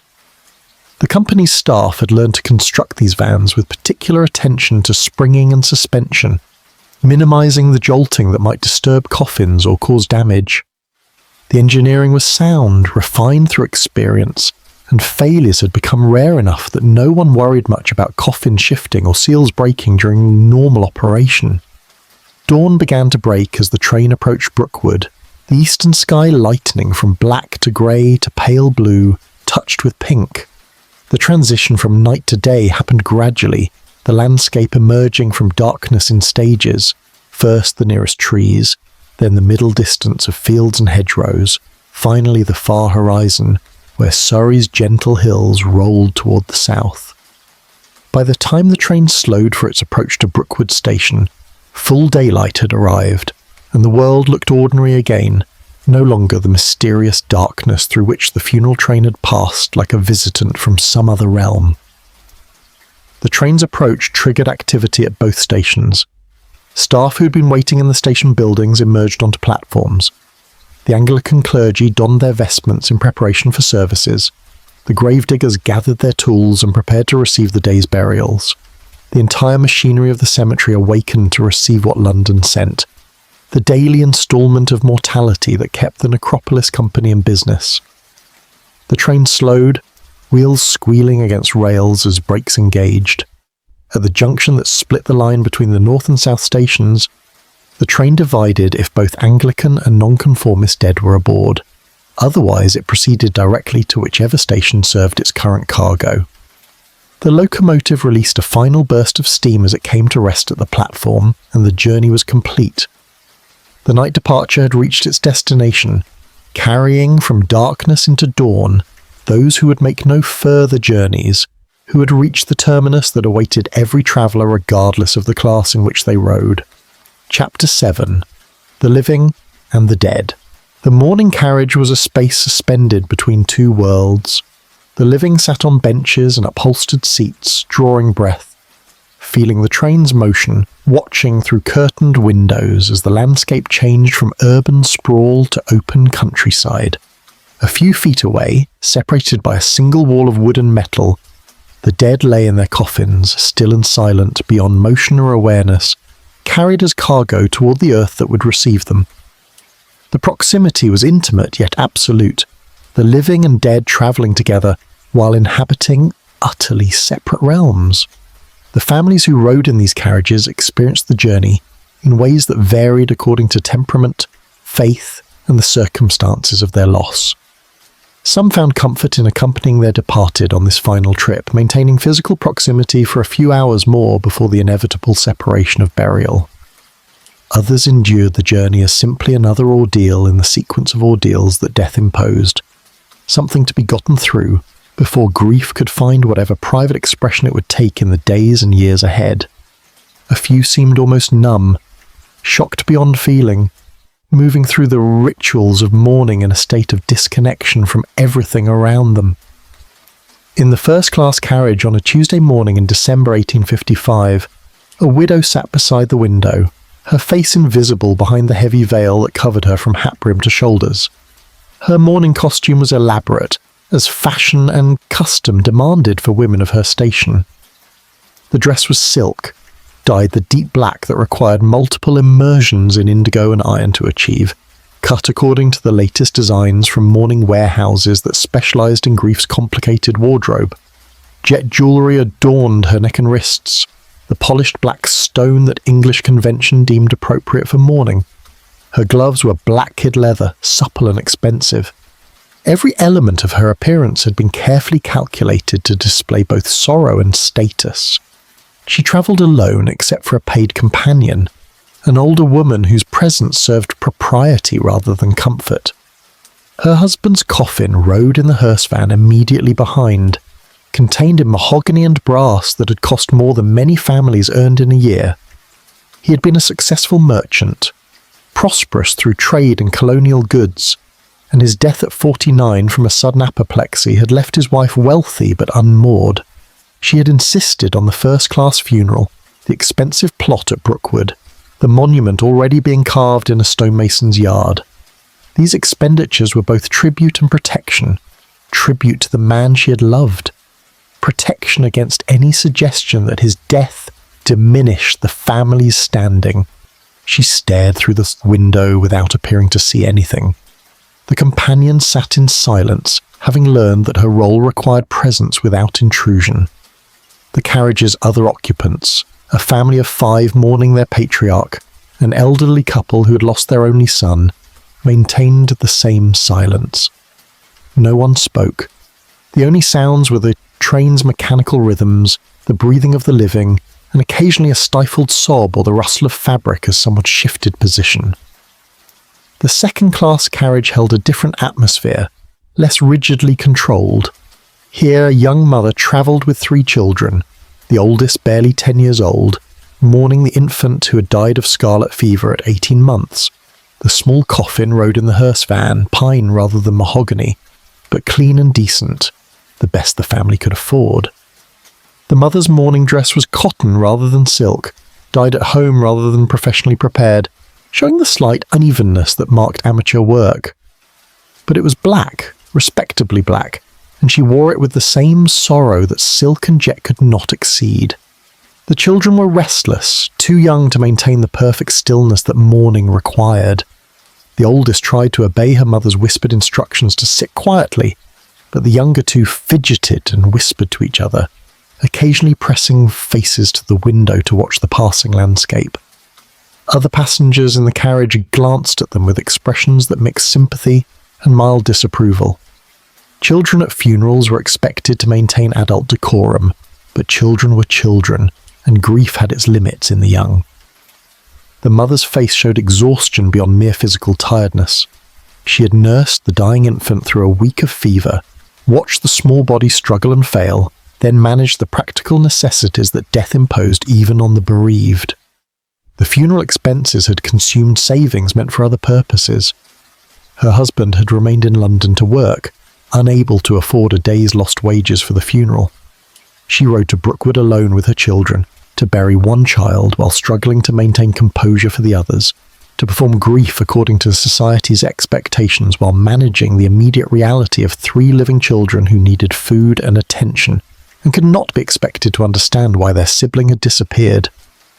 In the third-class carriage, the atmosphere was different still. Here the poor gathered, packed onto wooden benches, dressed in whatever black they owned or could borrow. A group of elderly women, friends and neighbours of a woman who had died in childbirth, sat together in whispered conversation. The dead woman's husband had paid for the burial but could not afford his own railway ticket, choosing instead to walk the 25 miles to Brookwood to be present when his wife was laid to rest. The women discussed this with a mixture of admiration and resignation. It was terrible that poverty forced such choices, but what could anyone do? Life was hard, death was harder, and the poor endured both as best they could. A young man travelling alone occupied one corner of the carriage. He was burying his mother. Dead at 60 from the consumption that had hollowed her out over 2 years until she weighed less than 70 pounds at the end. He was a docker, his hands scarred and calloused from handling cargo on the Thames wharves. The funeral was costing him more than a month's wages, money he did not have, money he had borrowed from his employer at interest that would take years to repay. But his mother would lie in a proper grave rather than a common pit, would have her own marker, however simple, would rest in ground that was clean and far from the crowded churchyard where her own mother lay stacked with hundreds of others. The journey affected these passengers in physical ways beyond mere emotion. The motion of the train, the early hour, the poor ventilation in the third-class carriage, all combined to produce discomfort that added to grief's burden. Some passengers felt nauseous, whether from motion or emotion. Others fought headaches brought on by stress and the acrid smell of coal smoke that seeped into the carriages. The benches were hard, offering no cushioning against the train's constant vibration. By journey's end, most would emerge stiff and sore, bodies aching in ways that seemed to mirror the ache in their hearts. The view through the windows changed gradually as the train progressed. London's outskirts gave way to genuine countryside, fields of winter wheat showing green against dark earth, hedgerows defining ancient property boundaries, occasional woods of oak and ash standing bare-branched against grey skies. Villages appeared and disappeared, clusters of cottages around stone churches, smoke rising from chimneys where families prepared breakfast, unaware of the funeral train passing nearby. The landscape had a quiet beauty, perhaps not consciously noticed by grieving passengers, but nonetheless present, offering a different visual context than London's brick and stone. Some mourners found themselves reflecting on the strangeness of their situation. To travel by railway to a funeral seemed distinctly modern, even slightly shocking despite having been common practice for several years. The older generation remembered when all funerals were walking processions through familiar streets to nearby churchyards, when death remained local and community-based. This railroad journey to a distant cemetery represented a fundamental break with tradition, a transformation in how the English people related to their dead. Some welcomed the change, seeing in it progress and improved sanitation. Others felt it as loss, a severing of connection between the living community and its departed members. The railway itself imposed a peculiar structure on grief. The journey had fixed duration, roughly an hour from departure to arrival, and this temporal boundary shaped the emotional experience. Mourners could not linger indefinitely in raw grief. The train would arrive at Brookwood on schedule, and then the next phase would begin: the removal of coffins, the procession to grave sites, the burial service, the return journey. Everything moved according to timetable, grief organised by clockwork precision. Some found this helpful, the external structure preventing the complete dissolution that unregulated mourning might bring. Others chafed against it, feeling that death deserved its own time, the grief should not be hurried by railway schedules. The presence of strangers in the mourning carriages created another layer of complexity. In the first-class carriage, families might have the space to themselves if business was light, but more commonly they shared with other bereaved parties. The second and third-class carriages always held multiple family groups, forced by economics to mourn in proximity to strangers experiencing their own losses. This created an odd communal dimension to what should have been private sorrow. People wept in the presence of strangers. Children asked questions that other passengers could not avoid overhearing. The sounds of grief, sobbing, praying, whispered comfort became shared experience whether anyone wished it or not. Yet this unwanted community sometimes produced unexpected moments of connection. A woman might offer a clean handkerchief to a weeping stranger. An older passenger might speak a few words of comfort to a grieving child. The shared experience of the funeral train created temporary bonds between people who would otherwise never have met, who might pass on London streets without acknowledgement, but who met here in the democracy of grief. Death, whatever the class distinctions in turn burial, ultimately affected everyone, and the mourning carriage made that universal truth momentarily visible. The train carried not only bodies and mourners, but also the hopes and fears that survivors attached to death. Some passengers found comfort in religious faith, trusting that their departed had gone to better existence beyond earthly suffering. Others struggled with doubt, wondering if death truly meant anything beyond extinction, if the rituals and expenses served any purpose beyond social performance. Still others occupied a middle ground, neither firmly believing nor entirely doubting, moving through the required actions while remaining uncertain what, if anything, they meant. As Brookwood approached, visible through the windows as increasing numbers of trees marked the cemetery's boundaries, the mood in the carriages shifted. The journey's end meant confronting the finality that awaited, the moment when coffin would be lowered into earth and covered over, when the dead would be truly and permanently gone. Some passengers straightened in their seats, preparing themselves for what came next. Others seemed to shrink, as though trying to delay the inevitable by making themselves smaller. The children in the second-class carriage grew quiet, sensing their mother's tension, even if they did not fully understand its source. The train began to slow, brakes engaging with a squeal of metal on metal. The rhythm of wheels on rails dropped from its steady pace to something more measured, more final.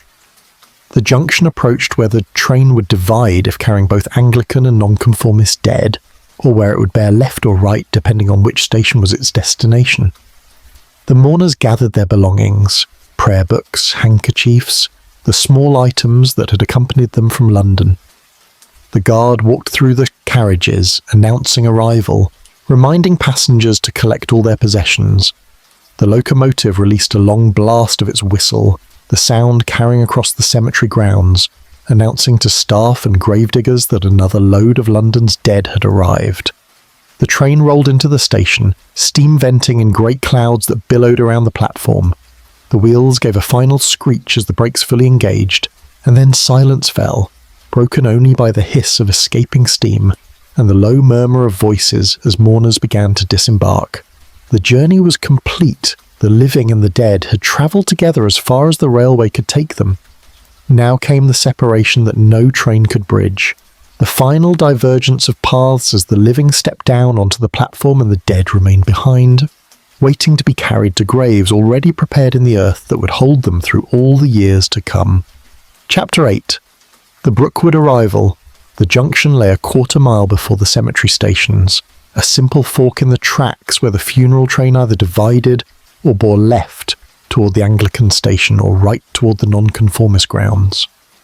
The mechanism was straightforward, a switch point controlled by a signalman who received advance notice of each train's requirements through the telegraph system that connected Westminster Bridge Road to Brookwood.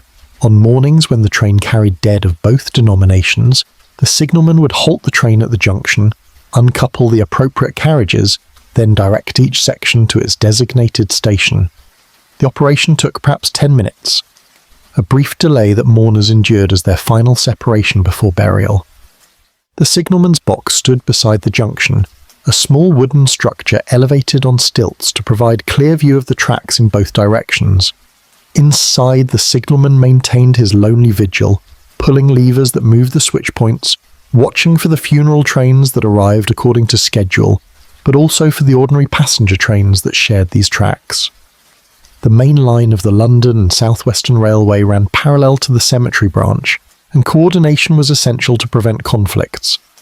The signalman had worked this junction for 7 years by 1858, and he knew the funeral trains by their distinctive whistles, their slower approach speed, their black-draped carriages that marked them as different from all other traffic on the line. On a morning in February, the funeral train approached carrying both Anglican and nonconformist dead. The signalman had received his telegraph notification an hour earlier and had prepared accordingly, setting the switch points to their neutral position, ready to direct the divided train in both directions. The locomotive came into view through morning mist, moving at perhaps 15 miles per hour, slow enough that the driver could stop precisely at the junction marker. Steam vented as the brakes engaged, and the train shuddered to a halt exactly where needed. The guard dismounted and walked forward to confer with the driver, confirming which carriages would proceed in which direction. The fireman climbed down from the locomotive and moved back along the train, uncoupling the carriages that would go to the nonconformist station. The work was practiced and efficient, requiring no more than 5 minutes. The mourners in the carriages understood what was happening, this denominational division that persisted even in death, that sent the Anglican and nonconformist departed to separate stations with separate chapels and separate consecrated grounds. The locomotive pulled forward with the Anglican section, leaving the nonconformist carriages on the branch. It would return for them after depositing its first cargo, or a second locomotive might arrive to collect them if the schedule was tight. The system worked smoothly most days, though occasionally delays occurred when mechanical problems afflicted one section or another. But delays were rare, and the company prided itself on maintaining schedules that rivaled those of ordinary passenger services. The Anglican station at Brookwood North appeared through the trees as the train rounded a gentle curve.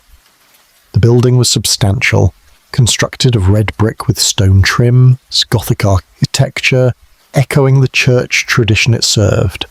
The platform ran alongside the station building, covered by an iron and glass roof that protected arrivals from weather.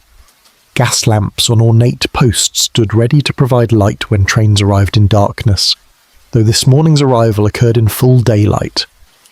The chapel occupied the central portion of the building, its tall windows visible from the platform, its bell tower rising above the roof to mark this place as more than merely a railway station.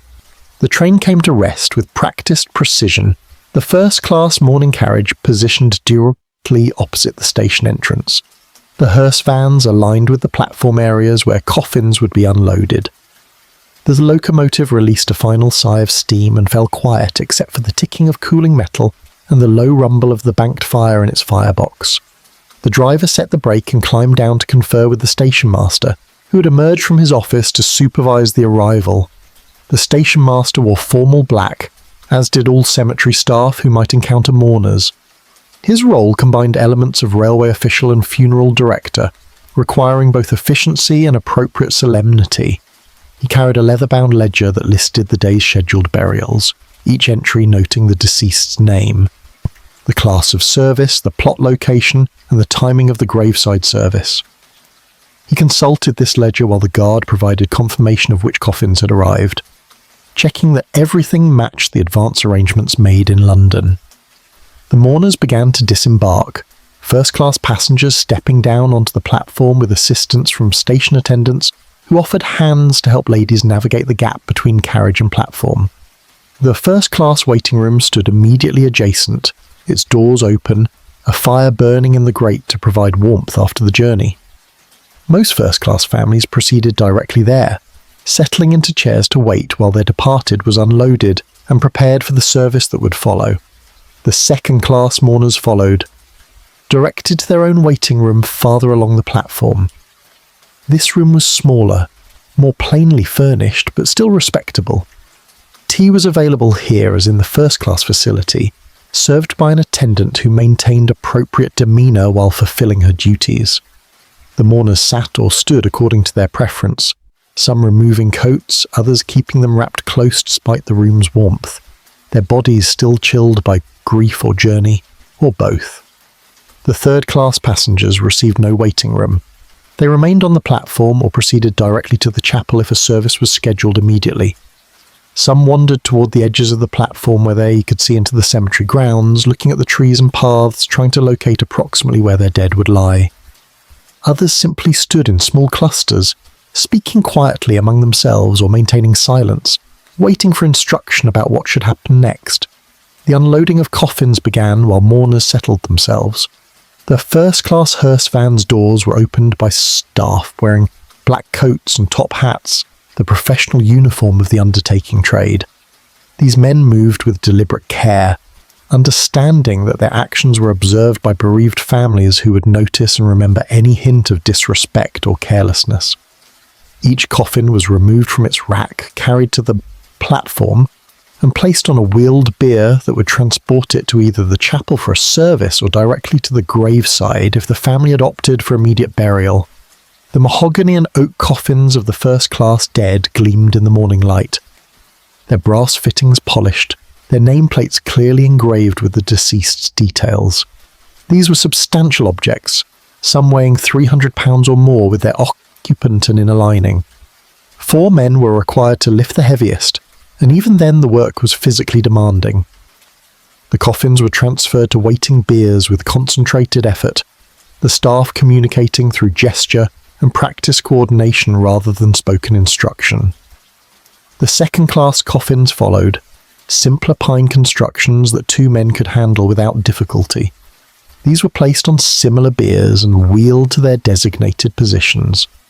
The volume was greater here, more second-class burials than first-class on most days, reflecting the demographics of Victorian London, where the middle classes vastly outnumbered the wealthy. The pine coffins lined up along the platform, each one representing a life concluded, a family bereaved, a grave soon to be filled. The third-class unloading was fastest and least ceremonious. The coffins came out of the hearse van in rapid succession, handed down from the racks to men waiting below, then carried to a separate area where they were arranged in rows. There was no time for elaborate care with each one when 40 or 50 required processing. The work was done efficiently but not roughly, the staff understanding that even the cheapest coffin contained someone who had been loved, who deserved basic dignity, even if their family could afford almost nothing. While the unloading proceeded, the chapel prepared to receive its first service of the day. The clergy emerged from the vestry, already robed in their liturgical vestments, white surplice over black cassock, stole in the appropriate seasonal colour, prayer book in hand. For Anglican services at Brookwood, the company employed several clergymen who worked in rotation, conducting multiple services each day as the funeral trains arrived. These men knew the burial service by heart, had performed it hundreds of times, but they maintained attention to each iteration, understanding that for the mourners this was not routine, but the most significant ritual they might experience in years. The chapel interior was designed to accommodate services of varying sizes. Pews could seat perhaps 200 people, though most services drew far fewer attendants. The altar stood at the east end following Anglican tradition, dressed with appropriate linens and furnished with cross and candlesticks. Windows of stained glass depicting biblical scenes provided coloured light, creating atmosphere while maintaining the sombre mood appropriate to funerals. The floor was tiled in black and white marble, the pattern geometric and precise, reflecting Victorian taste for order even in settings dedicated to death. The first service was scheduled for a prosperous wool merchant who had died at 73, survived by a large family who had purchased a substantial family vault in a choice location. His coffin was wheeled into the chapel and positioned before the altar on a draped catafalque. The family filed in and occupied the front pews, 19 people ranging from the widow to great-grandchildren barely old enough to sit still through the service. The clergyman took his position and opened his prayer book, and the familiar words of the Anglican burial service began. Outside, the cemetery grounds extended in all directions, a landscape that combined careful design with natural growth. The trees planted in the cemetery's early years had reached significant size by 1858, their branches forming canopies over the paths, their roots beginning to spread through the sandy soil. The main avenues were well-maintained gravel, wide enough for the funeral cortèges that would proceed from chapel to graveside. Smaller paths branched off into different sections, winding between grave plots, providing access to the increasingly crowded burial areas. Monuments had begun to populate the landscape in profusion. The Victorian approach to memorialisation favoured substantial, with permanent markers that would endure across generations. Crosses of polished granite stood 8 or 10 feet high. Angels carved from marble watched over family plots with expressions of serene melancholy. Gothic Revival chapels in miniature provided shelter for coffins buried above ground in family vaults. Obelisks and columns and draped urns reflected the neoclassical tastes that competed with Gothic influences in Victorian cemetery design. The cumulative effect was of a city indeed, a necropolis where the architecture of death created its own distinct landscape. The gravediggers worked throughout the grounds, preparing the day's plots according to the schedule provided by the administrative office. A grave required roughly 4 hours of labour to dig properly in Brookwood's sandy soil. The standard depth was 6 feet, though family vaults might be dug 10 feet or more to accommodate multiple coffins stacked vertically. The soil was relatively easy to work compared to the clay that underlay much of London, but the depth still required significant effort, particularly when graves were dug in winter and the upper layers were frozen. The diggers worked in pairs, one man in the grave loosening soil with a pick, the other above pulling up the excavated earth with a bucket on a rope. The soil was piled neatly beside the grave, ready to be returned once the coffin was interred. A temporary fence of wooden boards surrounded each open grave to prevent anyone from accidentally falling in, and a canvas covering could be placed over the opening if rain threatened. The diggers were experienced men, many having worked in churchyards before taking employment at Brookwood, and they understood the peculiar requirements of grave excavation, the need for precise dimensions, level bottoms, stable walls that would not collapse during the burial service. The cemetery's administrative office occupied rooms in the North Station building, where clerks maintained the detailed records essential to the operation. Every burial was documented with the deceased's name, age, cause of death if known, date of interment, plot location with precise measurements from established reference points, and payment details.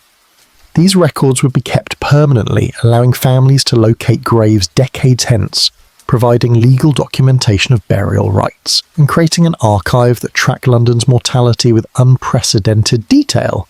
The office also handled ongoing business, selling new plots, arranging for monument installations, collecting fees for perpetual care, responding to inquiries from families seeking information about burials. The work was clerical but required sensitivity, as most interactions involved recently bereaved people struggling with both grief and the practical necessities of burial. The clerks learned to balance efficiency with compassion, processing transactions quickly while acknowledging the human dimension of what they documented. As morning advanced, the rhythm of arrival and burial accelerated. The first service concluded, and the merchant's coffin was wheeled from the chapel to a waiting hearse, a horse-drawn vehicle that would carry it to the family vault a quarter-mile distant. The family followed on foot, processing solely along the gravel paths while the clergyman led reciting prayers. The next service began even before the first burial party reached its destination, a second-class funeral for a clerk's wife, attended by perhaps a dozen mourners. The chapel would host 6 or 7 services before noon, each family receiving their allotted time, the machinery of burial functioning with precision born of practice. At the nonconformist station to the south, a parallel process unfolded. The second section of the morning train had been collected from the junction and delivered to Brookwood South, where Baptist and Methodist and Presbyterian dead were received with identical efficiency but different liturgy.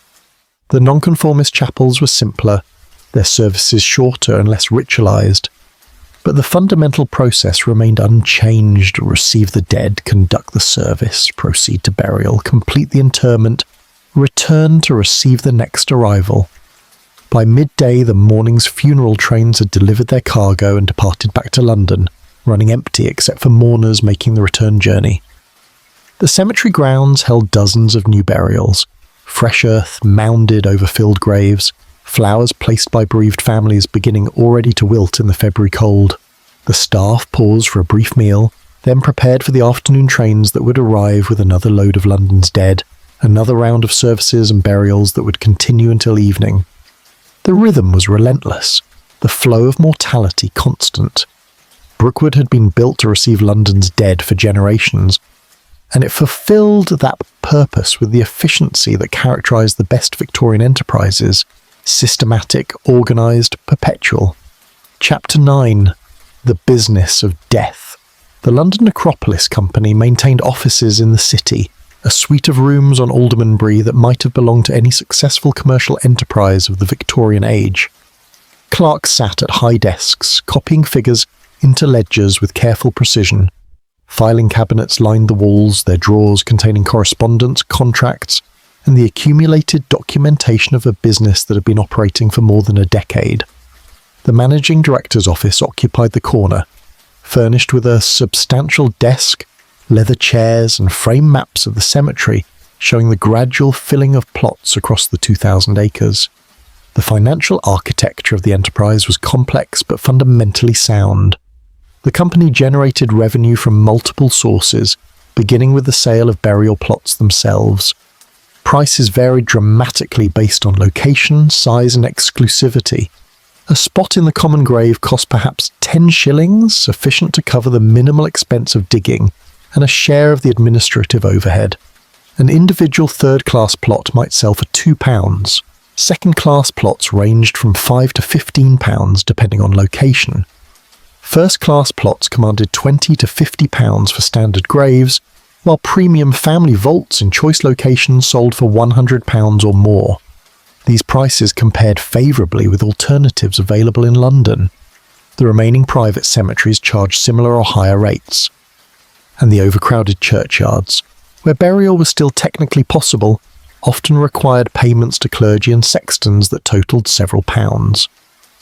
Brookwood offered the advantage of ample space, proper maintenance, and the railway connection that made visiting graves practical for families. The company's marketing emphasised these benefits, positioning Brookwood as both economical and superior to cramped urban alternatives. The railway operation generated its own revenue stream. Mourners purchased tickets for the journey, priced according to class. Third-class return tickets cost 2 shillings, second-class cost 5 shillings, first-class commanded 10 shillings or more. A funeral party of 10 people purchasing second-class tickets generated £2 10 shillings in railway revenue alone, enough to make the train operation profitable even before considering plot sales and other fees. The company also charged for the use of cemetery chapels. A simple service cost 10 shillings. More elaborate ceremonies with extended use of the chapel facilities might cost several pounds. Families who wished to conduct graveside services without chapel use could do so for a reduced fee, though most opted for the chapel service given the considerable emotional and symbolic significance attached to funeral liturgy. Additional revenue came from monument sales and installation. The company did not itself manufacture monuments, but partnered with stonemasons and memorial firms who paid a commission on sales arranged through the cemetery. Families browsing the company's catalogue could select from dozens of designs: crosses, angels, obelisks, flat stones, ornate Victorian confections of mixed metaphor and religious symbolism. The monuments were manufactured to order, transported to Brookwood, and installed by company staff or the supplying firm. The largest monuments represented substantial purchases, running to hundreds of pounds for elaborate carved marble constructions. Perpetual care represented another revenue stream. For an additional fee, the company would maintain a grave indefinitely, ensuring that the plot remained tidy, the grass was cut, the monuments stayed upright and clean. This service appealed particularly to families without nearby heirs, those who recognised that regular grave visiting might cease within a generation or two.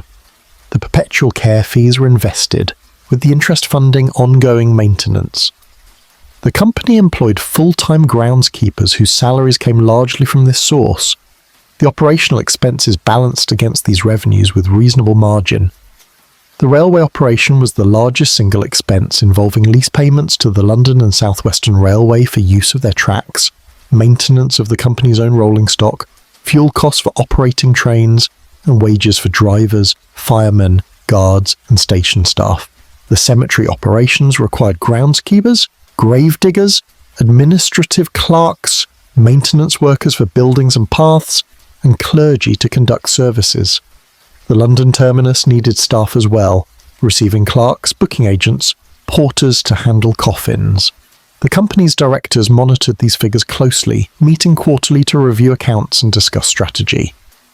The early years had been financially precarious, with large capital expenses for land purchase, cemetery development, and railway infrastructure producing several years of losses before revenue caught up with costs. By 1860, however, the enterprise was solidly profitable, paying regular dividends to shareholders while reinvesting sufficient capital to expand operations and maintain facilities. The expansion of the cemetery required ongoing planning and investment. The original sections opened in 1854 were filling steadily, particularly in the third-class areas where plots were smaller and demand higher. The company employed surveyors to lay out new sections, extending the network of paths deeper into the property, dividing additional acreage into the standard class-based sections. Each expansion required clearing land, planting trees, constructing paths, extending water supply for irrigation and grounds maintenance, and creating the administrative infrastructure to track plots and manage sales. The company also invested in improving facilities at both stations. The chapels were enlarged to accommodate larger services. Additional waiting rooms were constructed to handle the increasing volume of mourners. The platforms were extended as the funeral trains grew longer, carrying more coffins to meet rising demand. Storage facilities were built to house coffins that arrived early or were held for scheduled services. The ongoing construction gave Brookwood an atmosphere of perpetual development, the cemetery constantly growing to accommodate London's apparently inexhaustible mortality. The business model depended fundamentally on London's population growth and death rate.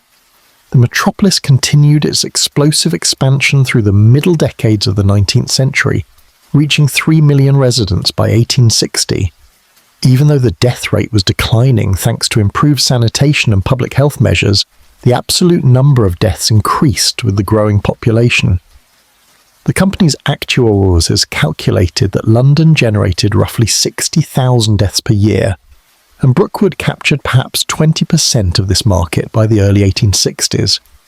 This left substantial room for growth, particularly as the remaining urban churchyards closed and families had fewer alternatives to commercial cemeteries.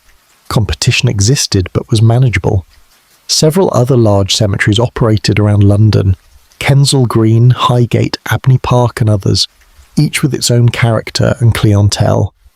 Brookwood competed on the basis of space, cleanliness, accessibility via railway, and increasingly on reputation. The cemetery's park-like qualities attracted families who wanted their dead to rest in pleasant surroundings, rather than the increasingly crowded conditions at the older cemeteries. The company's marketing materials emphasized these advantages, publishing illustrated guides that showed the cemetery at its most attractive, with mature trees, well-tended paths, and impressive monuments. The social dynamics of death also worked in the company's favour.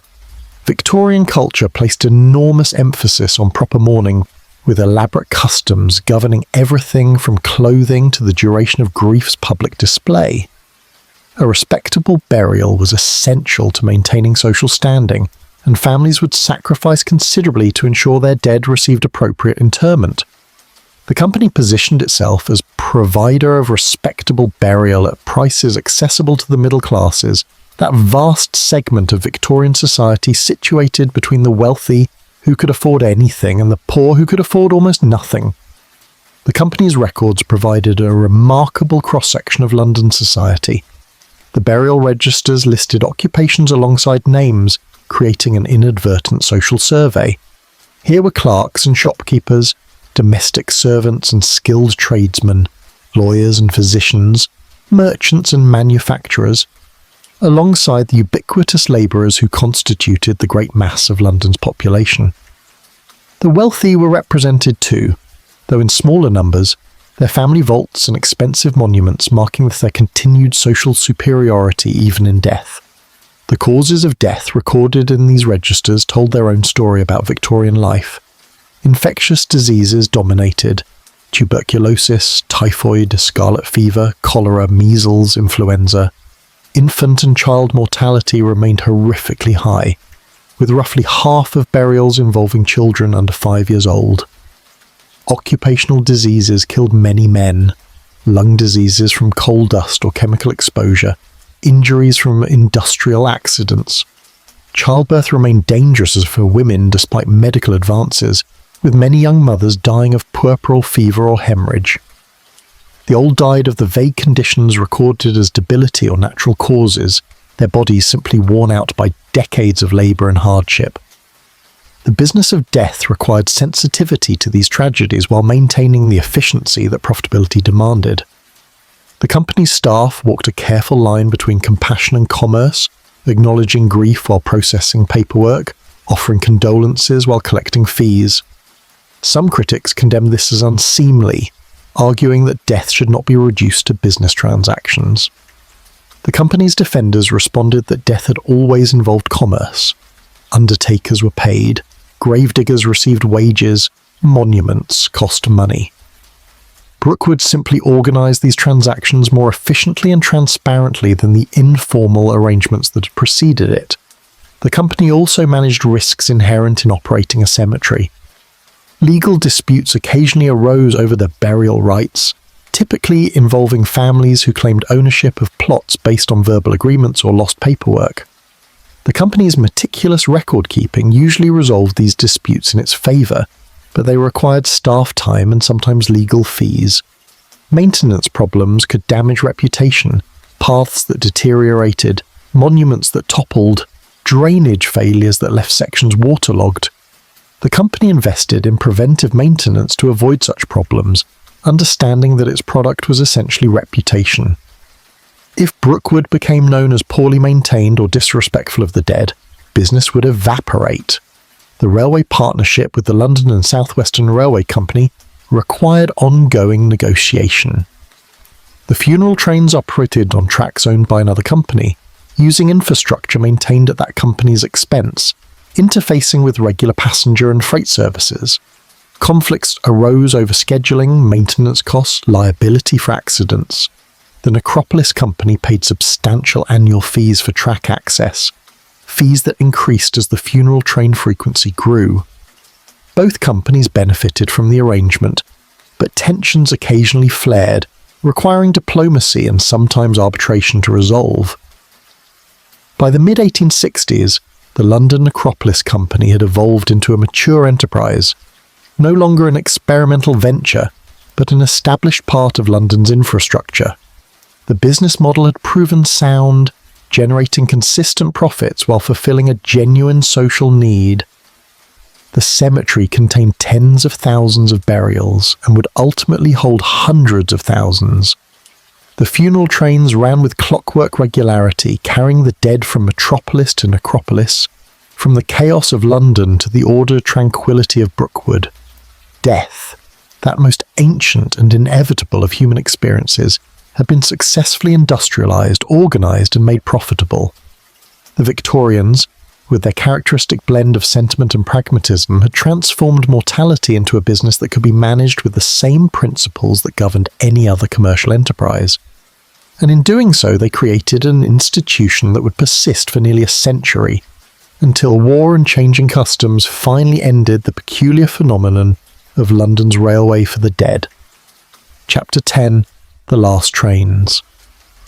The London Necropolis Railway operated with remarkable consistency through the final decades of the 19th century and into the 20th, carrying London's dead to Brookwood in numbers that steadily increased as the metropolis continued its seemingly inexhaustible growth.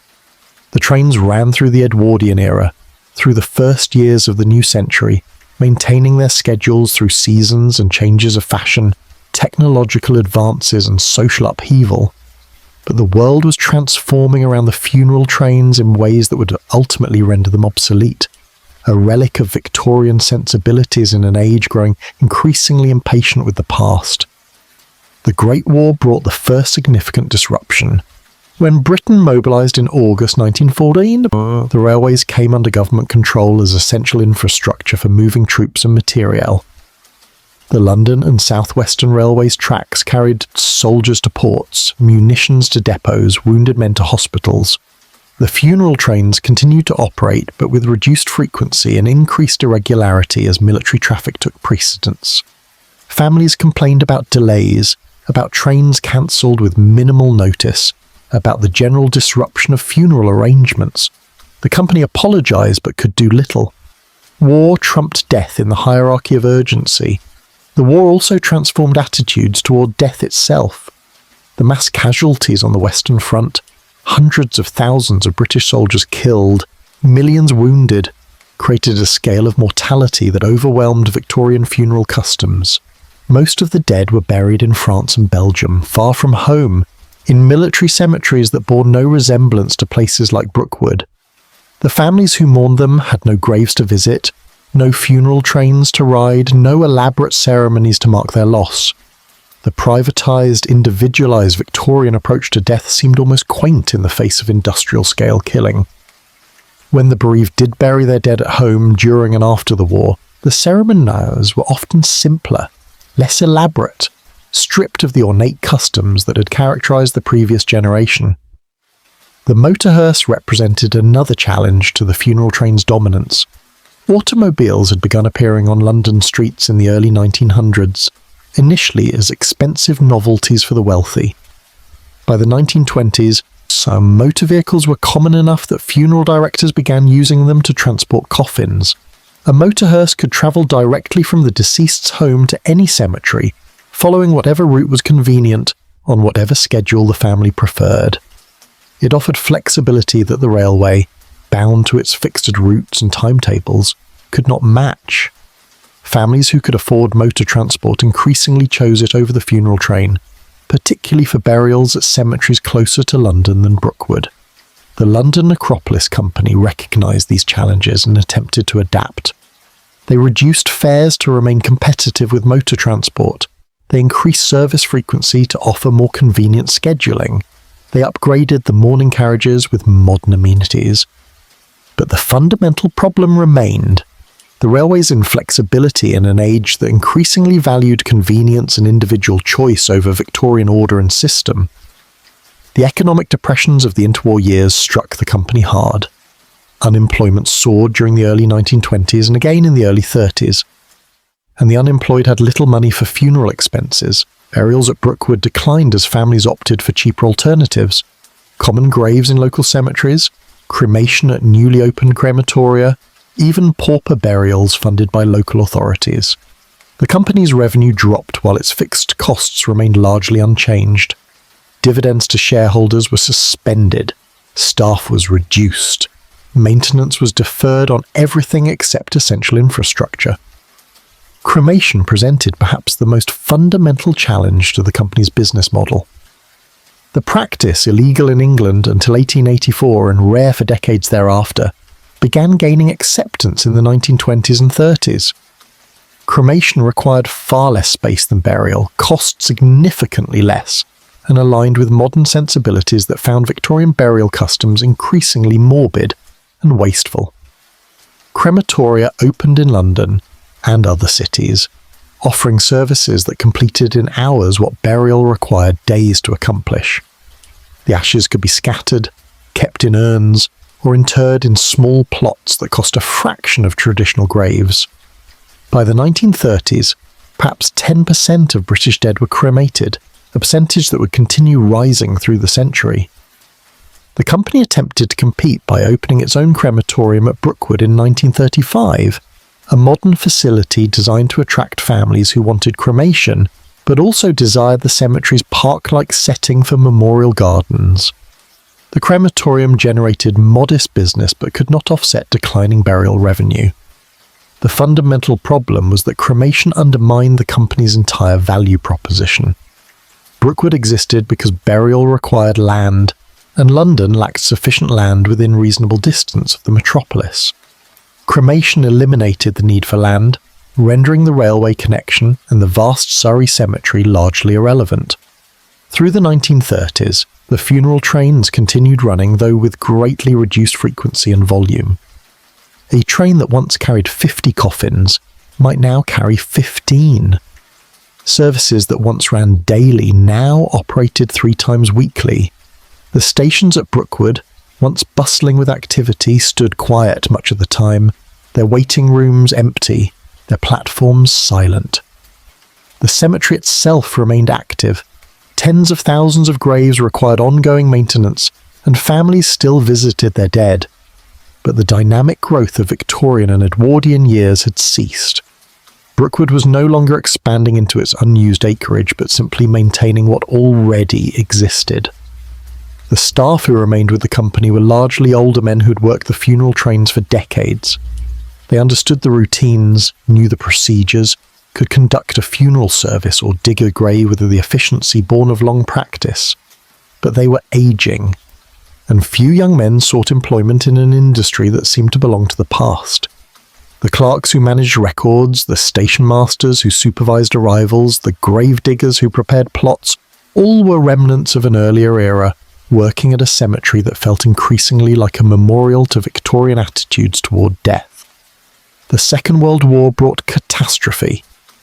When German bombing of London began in September 1940, the air raids created damage on a scale that the First War's Zeppelin attacks had only hinted at.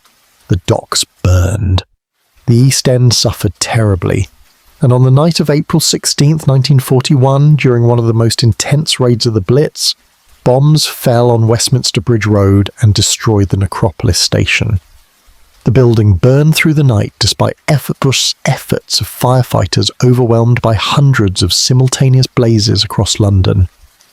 By morning, only the walls remained, roofless and gutted, the interior reduced to ash and twisted metal. The platforms were cratered, the tracks were torn. The careful Victorian architecture that had stood for nearly 90 years was gone, destroyed in a single night of fire and high explosive. The company's offices burned as well, destroying decades of records, correspondence, contracts. Much of the company's institutional memory existed only in those papers, and now it was ash scattered across Westminster Bridge Road. The company directors met in temporary quarters to assess the damage and consider options. The cemetery at Brookwood remained intact. It lay far from German targets and suffered to no damage during the war, but the London terminus was destroyed, and rebuilding it would require capital the company did not possess. Insurance provided some compensation, but nothing approaching the cost of reconstructing a specialised railway station in wartime London, when construction materials and labour were strictly controlled for essential war purposes. The funeral trains could not operate without the Westminster Bridge Road station. Coffins might be loaded at other stations, but the specialised facilities for receiving the dead, for managing class segregation, for coordinating with the railway timetable, all of these had existed at Westminster Bridge Road and nowhere else. The directors discussed alternatives. Could temporary facilities be erected? Could arrangements be made to use space at Waterloo Station? Could families be asked to transport their dead to Brookwood by other means? No satisfactory solution emerged. The war absorbed all available resources. The government was not interested in providing aid to rebuild a private funeral station when hospitals, factories and housing required reconstruction. The London and South Western Railway, now part of the nationalised Southern Railway, saw no reason to accommodate funeral trains that generated minimal revenue. The company's financial reserves were exhausted. Bankruptcy loomed. In October 1941, the directors voted to suspend funeral train operations indefinitely. The announcement received minimal attention in newspapers preoccupied with war news. A few obituaries appeared noting the end of an era. But most Londoners had more immediate concerns than the demise of a Victorian institution. The train stopped running. The ceremonies at Brookwood continued, but families now transported their dead by motor hearse or arranged burial at cemeteries closest to London. The company continued operating the cemetery on a much reduced basis. The grounds remained open, graves could still be purchased, services were conducted in the chapels, but the dynamic that had defined Brookwood for nearly 90 years, the daily arrival of funeral trains from London, had ended. The stations at Brookwood North and South stood empty, their platforms overgrown with weeds, their buildings slowly deteriorating. The hearse vans and mourning carriages sat in sidings, their paintwork fading, their interiors accumulating dust. After the war, there was brief discussion of restoring the funeral train service. The government planned massive reconstruction of bomb-damaged London, and some argued that the Necropolis station should be included, but priorities lay elsewhere. Housing shortages, infrastructure repair, industrial conversion from wartime to peacetime production, these consumed resources and attention. A specialised railway station for the dead ranked low on any reconstruction priority list. The discussions led nowhere, and gradually it became clear that the funeral trains would never run again. The cemetery adapted to changed circumstances. Motor hearses became the standard means of transport for coffins. Families arrived by car or motor coach rather than by train. The railway stations at Brookwood were eventually demolished, the platforms removed, the tracks lifted. The buildings were sold or torn down. By the 1960s, little physical evidence remained of the elaborate railway infrastructure that had once defined the cemetery's operations. Brookwood itself persisted, though in diminished form. The cemetery remained active through the later 20th century, though burial rates continued declining, as cremation became the norm for perhaps 70% of British dead. The Victorian sections, with their elaborate monuments and mature trees, became historically significant, attracting preservation efforts and occasional visitors interested in Victorian funerary culture. The cemetery expanded somewhat to include military sections for war dead and sections for various ethnic and religious communities that had not existed in Victorian times. The London Necropolis Company itself merged with other cemetery operators, lost its separate identity, and eventually ceased to exist as a distinct entity. The land at Brookwood passed through various owners, the business aspects of cemetery management separated from the historical and cultural significance of the Victorian necropolis.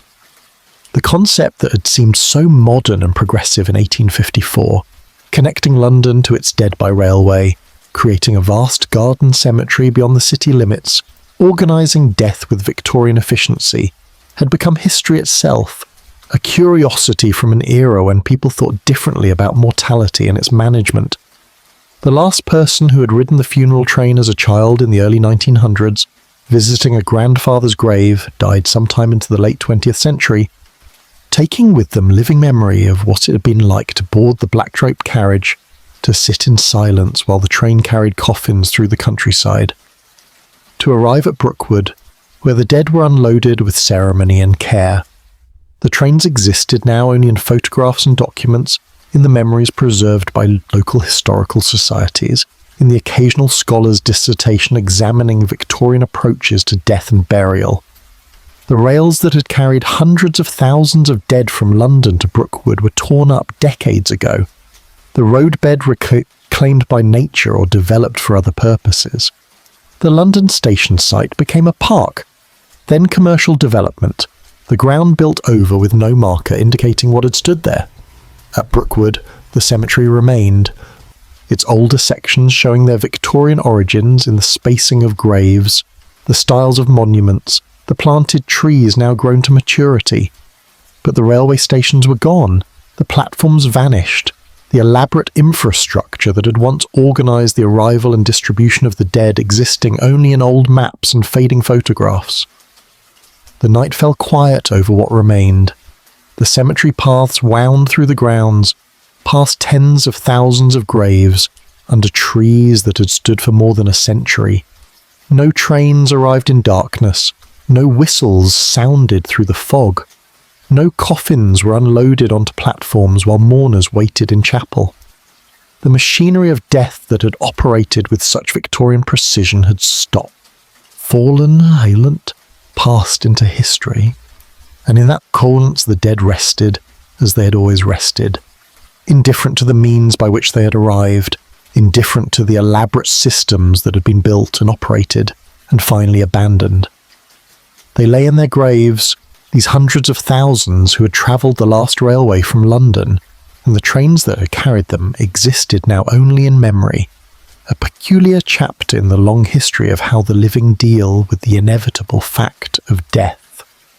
The funeral trains are gone, the rails are lifted, the stations stand no more, but the dead remain, sleeping in their Surrey ground, beneath trees that witnessed their arrival in a time when death travelled by steam in the schedule, when mortality moved on iron rails through the darkness toward its final rest.